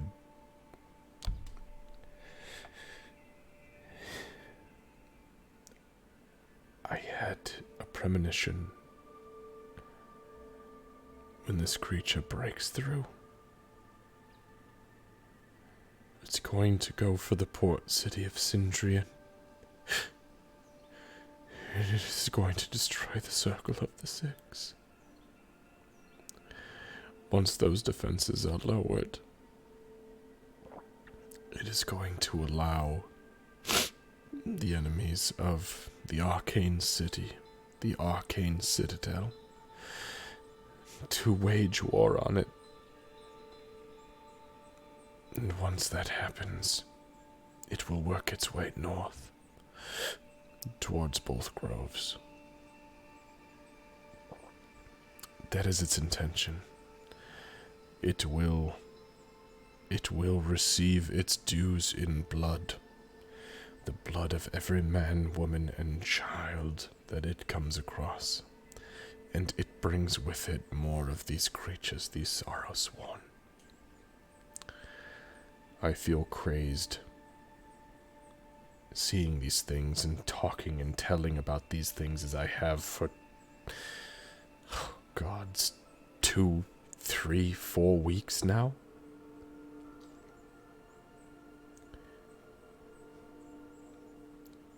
It must die. It must die. Everything this thing brought with it must die. Am I understood? That's what we're trying to do. That's what we've done so far. We've killed all of them that we've come across. Well, it's also killed us a few times, but... She blinks kind of heavy and she looks up at you now kind of straight. How many times? I'm sorry, Candace, I didn't hear you. I died. That's why I needed to be reincarnated. I understand that, but how many times have you died collectively?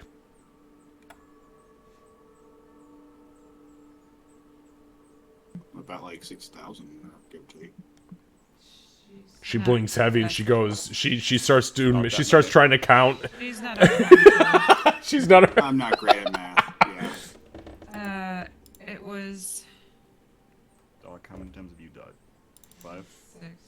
6? Aurora has died But twice. not from... You haven't died 6 times from the source. Do you guys want me to No. tell you exactly? Yeah. She won't Candace. go to- So Candace has 5 deaths. Gray, you have 4. Aurora has 2, and Ree has 1. Yeah. So we were at 12 9. altogether. You don't know about my 4. And whose spirit amongst you? Oh, that is true. You do not. So So 5, Gray would say 6, 9. 9. Whose spirit amongst you is the most wounded? Yeah. Me. Doc has died the most.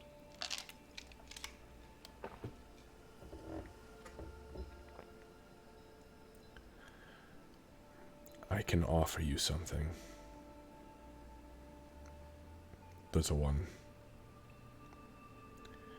Something that may change the fate of our existence, of our realm. Should you choose to accept it, I will be sacrificing a great deal of my own existence for it. But I'm willing to do so if you can guarantee me that this entity, whatever it is destroyed by your hands alone, or your companions, should that be the situation that unfolds.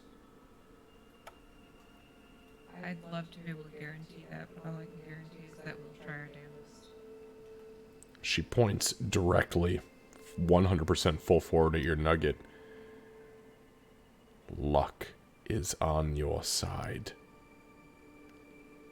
But you are a wise creature. And I know you can guarantee me this. You will not falter, and you will not fail, will you, Doc? Not as long as I'm living. And that is what I intend to ensure. Meet me back here at dawn. I will have a ritual circle prepared. And you will undergo the strengthening spirit ritual at the cost of me. What does that mean at the cost of you? She blinks a couple of times and she looks at you and she says, my life will move forward a little bit,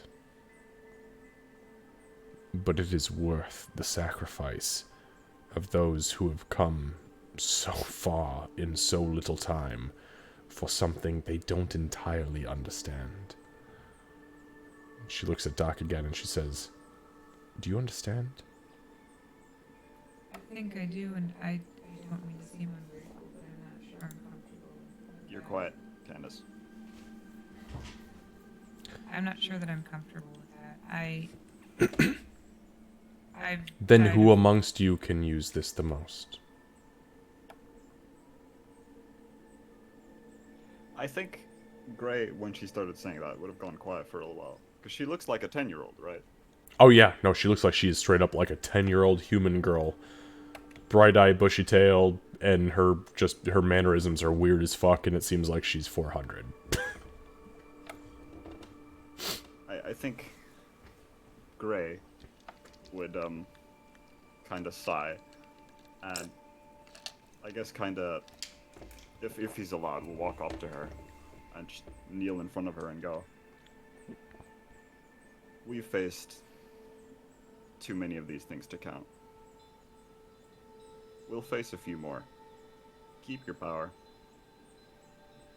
We'll live on without it. It's best that you live your life. And we'll live ours. You can do far more. Oh, hold on. First of all, Gray, make a persuasion check, because that was some fucking Braveheart level. I'm going to use. I'm gonna see what it is, and then maybe use DM inspiration. Okay, understood. You got like a plus fucking 9 for your persuasion, so if you roll anything less than a 10, I'm gonna be unimpressed. What the fuck you got? God damn! You want to use that DM inspiration? I don't think so. Okay. Hold on. I'll tell you what, because the dice do have a weird trickle of fate here. Let's see what the dice say. Oh my god, I rolled the fucking 13. Okay. So you say that, and she blinks a couple of times, and she looks up at you, and she reaches out, and you feel this very soft, very delicate, childlike hand on your cheek, Gray. And she says, there is so much good inside of you. Use it to your advantage. And someday, far in the future, you will find yourself in the halls of Mount Celestia. I promise you. I have foreseen it. And her hand kind of like comes down, and then she clasps both of her hands in her own. She just looks at you endearingly, like a little girl looking up at her dad. Gray's gonna visibly frown at this, and then just silently go back. And with that, she drops the subject completely. She looks back out at the lot of you, and she says, you are more than welcome to stay here as long as you need. Any of the biomes that exist within the circle of the land are yours for the moment. Please do not impede on any of the druids that exist here permanently. But should you need something, please reach out, as we will provide you with anything that we can. And if there is anything I can provide you in specific, please let me know, and I will do so.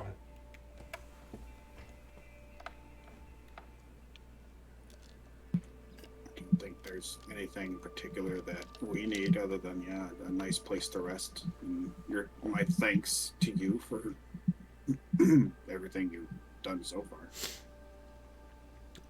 She nods, and she stands up at this point. Again, she's all of 5 foot tall. Sorry, I get it. So she walks to the left hand side of the room that you are in, and she kind of opens a small curtain, and inside the room that is opposite of where she is holding the curtain open, there are 5 beds. There's not even 5 of you, obviously, but there are 5 beds that are very well made. There are furs upon furs upon furs. At the end of the beds, there are small buckets and small chests. There is food galore in here, from nuts to fruit to, honestly, even smoked meats. And she says, you are more than welcome to keep your stay here, since you are friends of Uncle Carrick, and your coming was foretold far before you even arrived. If you do need anything in specific, please let me know. Or you are more than welcome to stay in any of the respective biomes of your comfort and choosing. Can I stay by the lava? You may, but it may get hot. You want to stay by the lava? Oh, you're probably looking for our fire-loving friend. Oh. No, she's...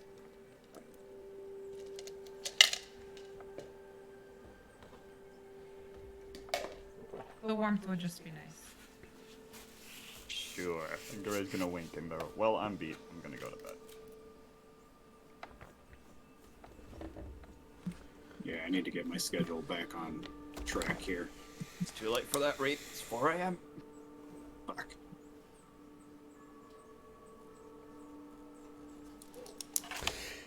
Okay, so is everybody going to go to sleep then?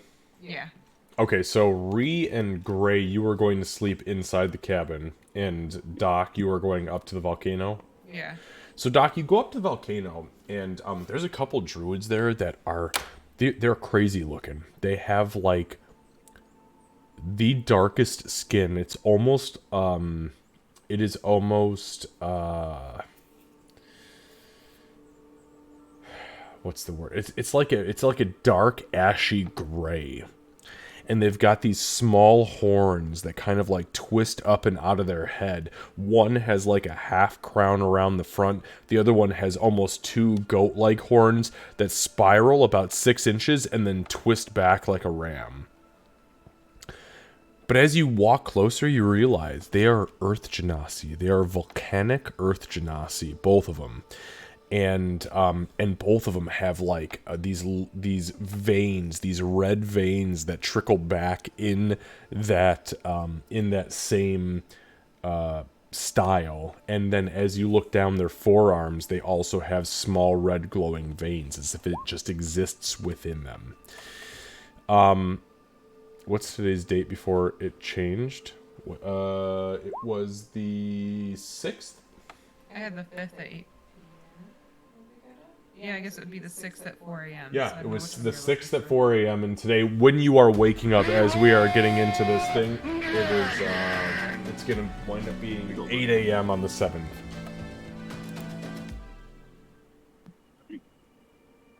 Alright guys, give me just 1 second. Holy smokes, my friends. We have a huge raid. First and foremost, thank you so much, Raiders, for popping in and coming to see us. We are at the very tail end of the session right now for our D&D session for tonight. Thank you. Seriously, this is awesome.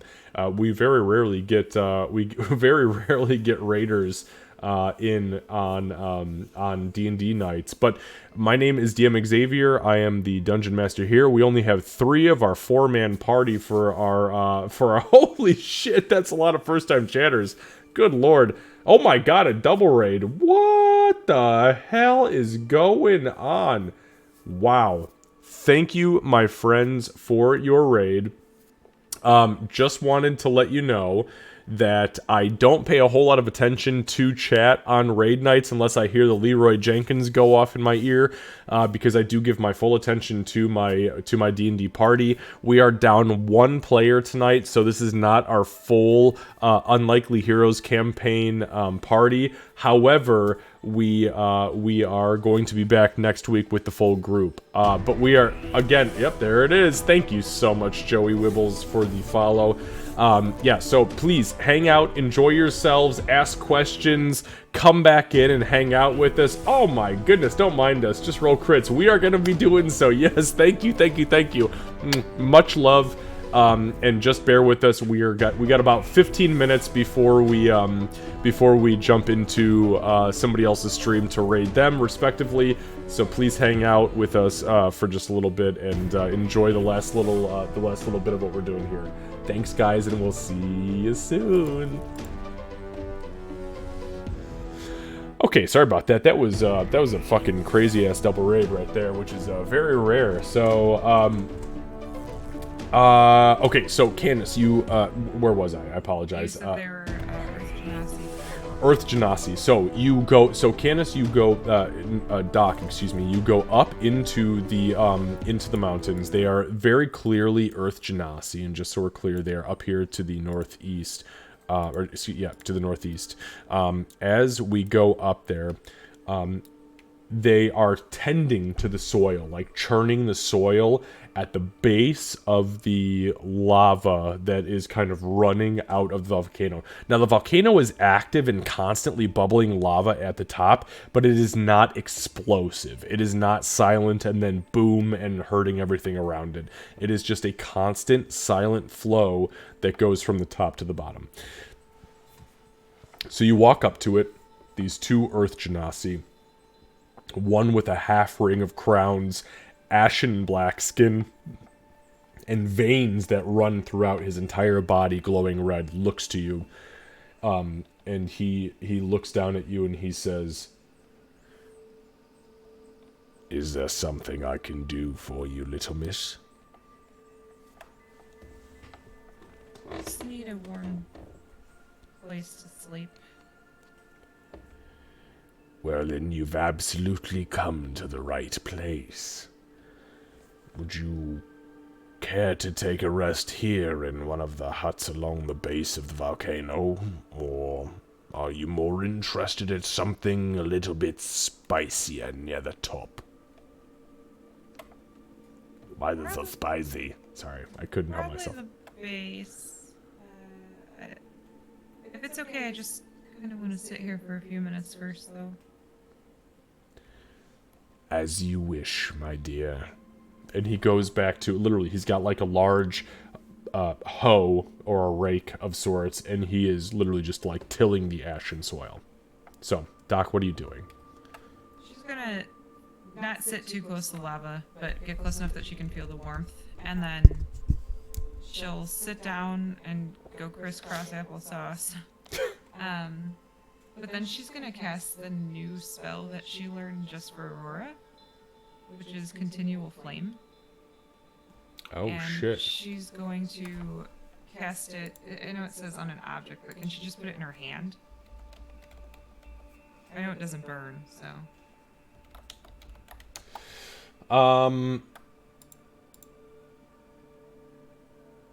So yeah, the way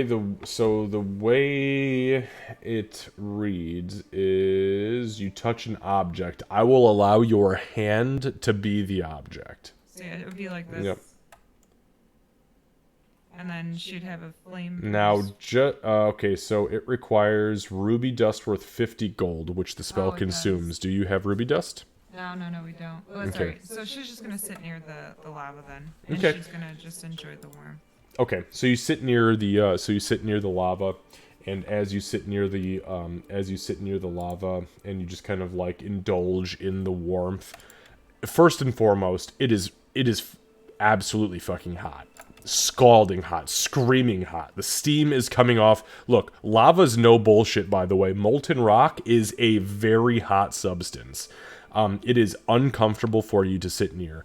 to the point where your nugget even begins to, like, scald your chest because it's heating up. It's like sitting next to an oven that is completely open and set on 500 degrees, right? Plus an additional 500.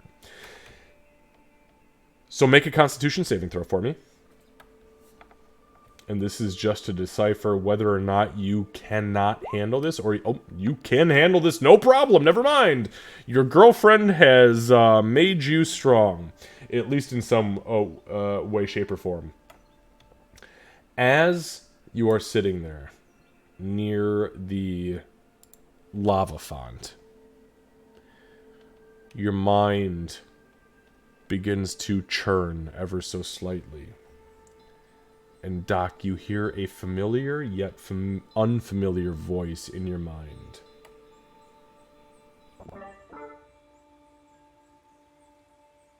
Why do you talk to me, gnome?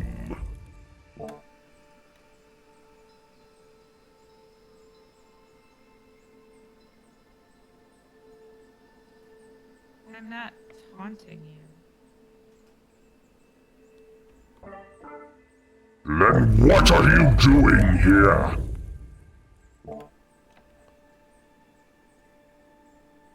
Reflecting.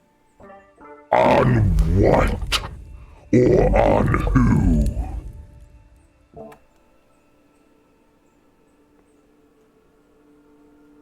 On myself. You are nothing more than a glitterbright. There is no need for you to reflect at the basin of the source of my power. Go back to the mines in which your people exist. Well, I am nothing less than a glitter bright, and I will reflect and meditate wherever I choose. Make a persuasion check.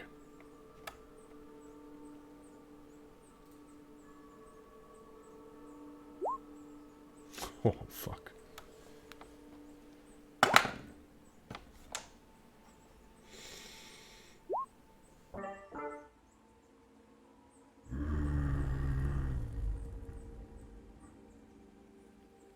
you are brave. And you are strong. And that is why my great-granddaughter has found such solace in your company and presence.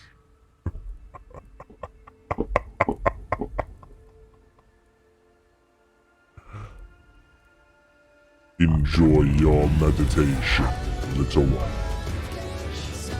Enjoy your time here within my realm. And just know that very soon you'll be seeing her.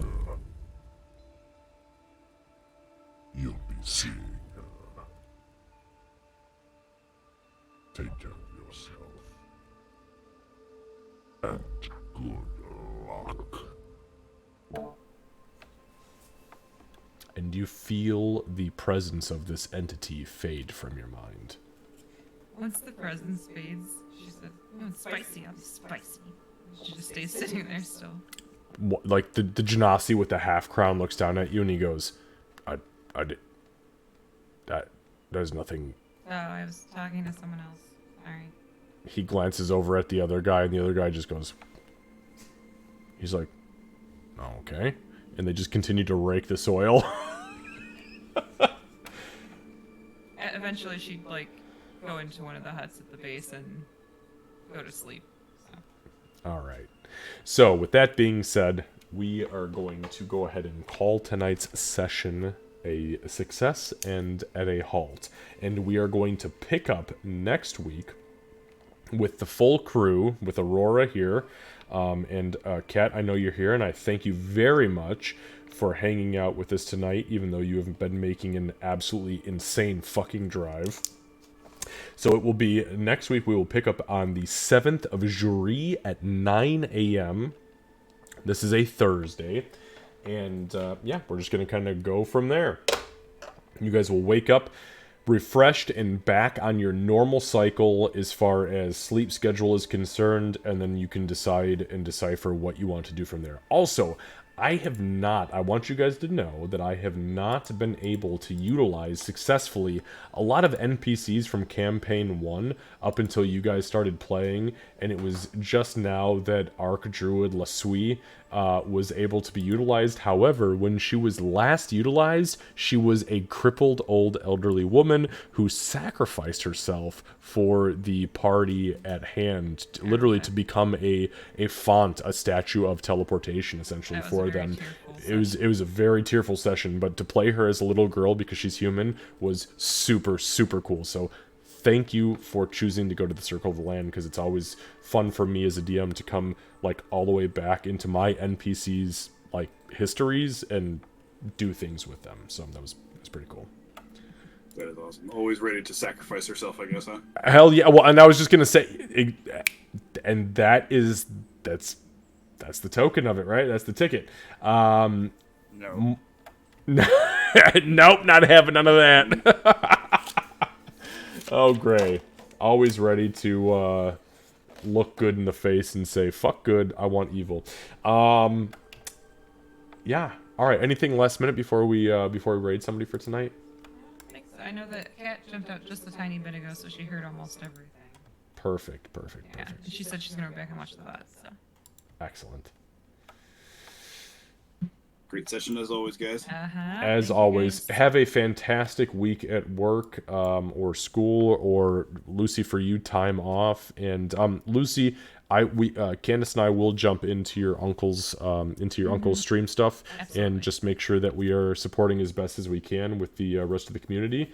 And yeah, we'll kind of we'll move on into we'll move on into next week, I should say, and we will see you on Tuesday for Crochet and Chill with Candace, and Candace and I are going to be playing Solasta every night this week, maybe on or off stream, because we want to get through it so bad. So, hell yeah, that sounds awesome. All right, guys, take care of yourselves. Thank you to all the raiders that popped in tonight, all like fucking 30 raiders that were in here and hanging out. We love and respect, and are definitely on top of you all being here, and just wanted to say thank you so much for hanging out. We are going to raid Lucy. Want to play Raft sometime? That's from Sayru, by the way. Oh, there we go. He said yes. I want to play Raft. Honestly, I know Candace and I were talking about another good survival game. We want to get into Raft too. Yeah. That's a dangerous route, though, because once we start playing that shit, it's just dangerous. What the fuck is it? What is Hex Open? Conan Exiles. We've played Conan Exiles. I was a big dick-swinging fucking Conan crazy barbarian who got into a fight with the Scorpion and was murdered immediately and lost everything, and I about died. That is... Oh my god, that puppy got huge. Holy shit. Yeah. The goodest boy. I love it. Oh, they named him after the Fallout. Yep, dog meat. Yep, that's dog meat. Yeah. Yep. All right, guys, we'll see you next week. Thank you so much for hanging out, and yeah, just have a fantastic week, and we'll see you soon. Yeah, we will see you guys. I'm gonna go to bed. Yes, Lucy, go to bed. All right, bye, guys. And thank you to our raiders. We will be back on Tuesday for Candace's Crochet and Chill. Thursday, Wednesday, Thursday we have a watch party in Discord if you're interested. We're not sure what we're going to do yet, but we will be watching a movie. And then Friday and Saturday we will be playing Solasta, Crown of the Magister. That is Candace and I collectively. And then Sunday we have D&D again. And then the following week we have D&D on Saturday and Sunday, which is even cooler. So, yes. Much love, and thank you to everybody who has been hanging out tonight. We very much appreciate you. We are raiding in 5, 4, 3...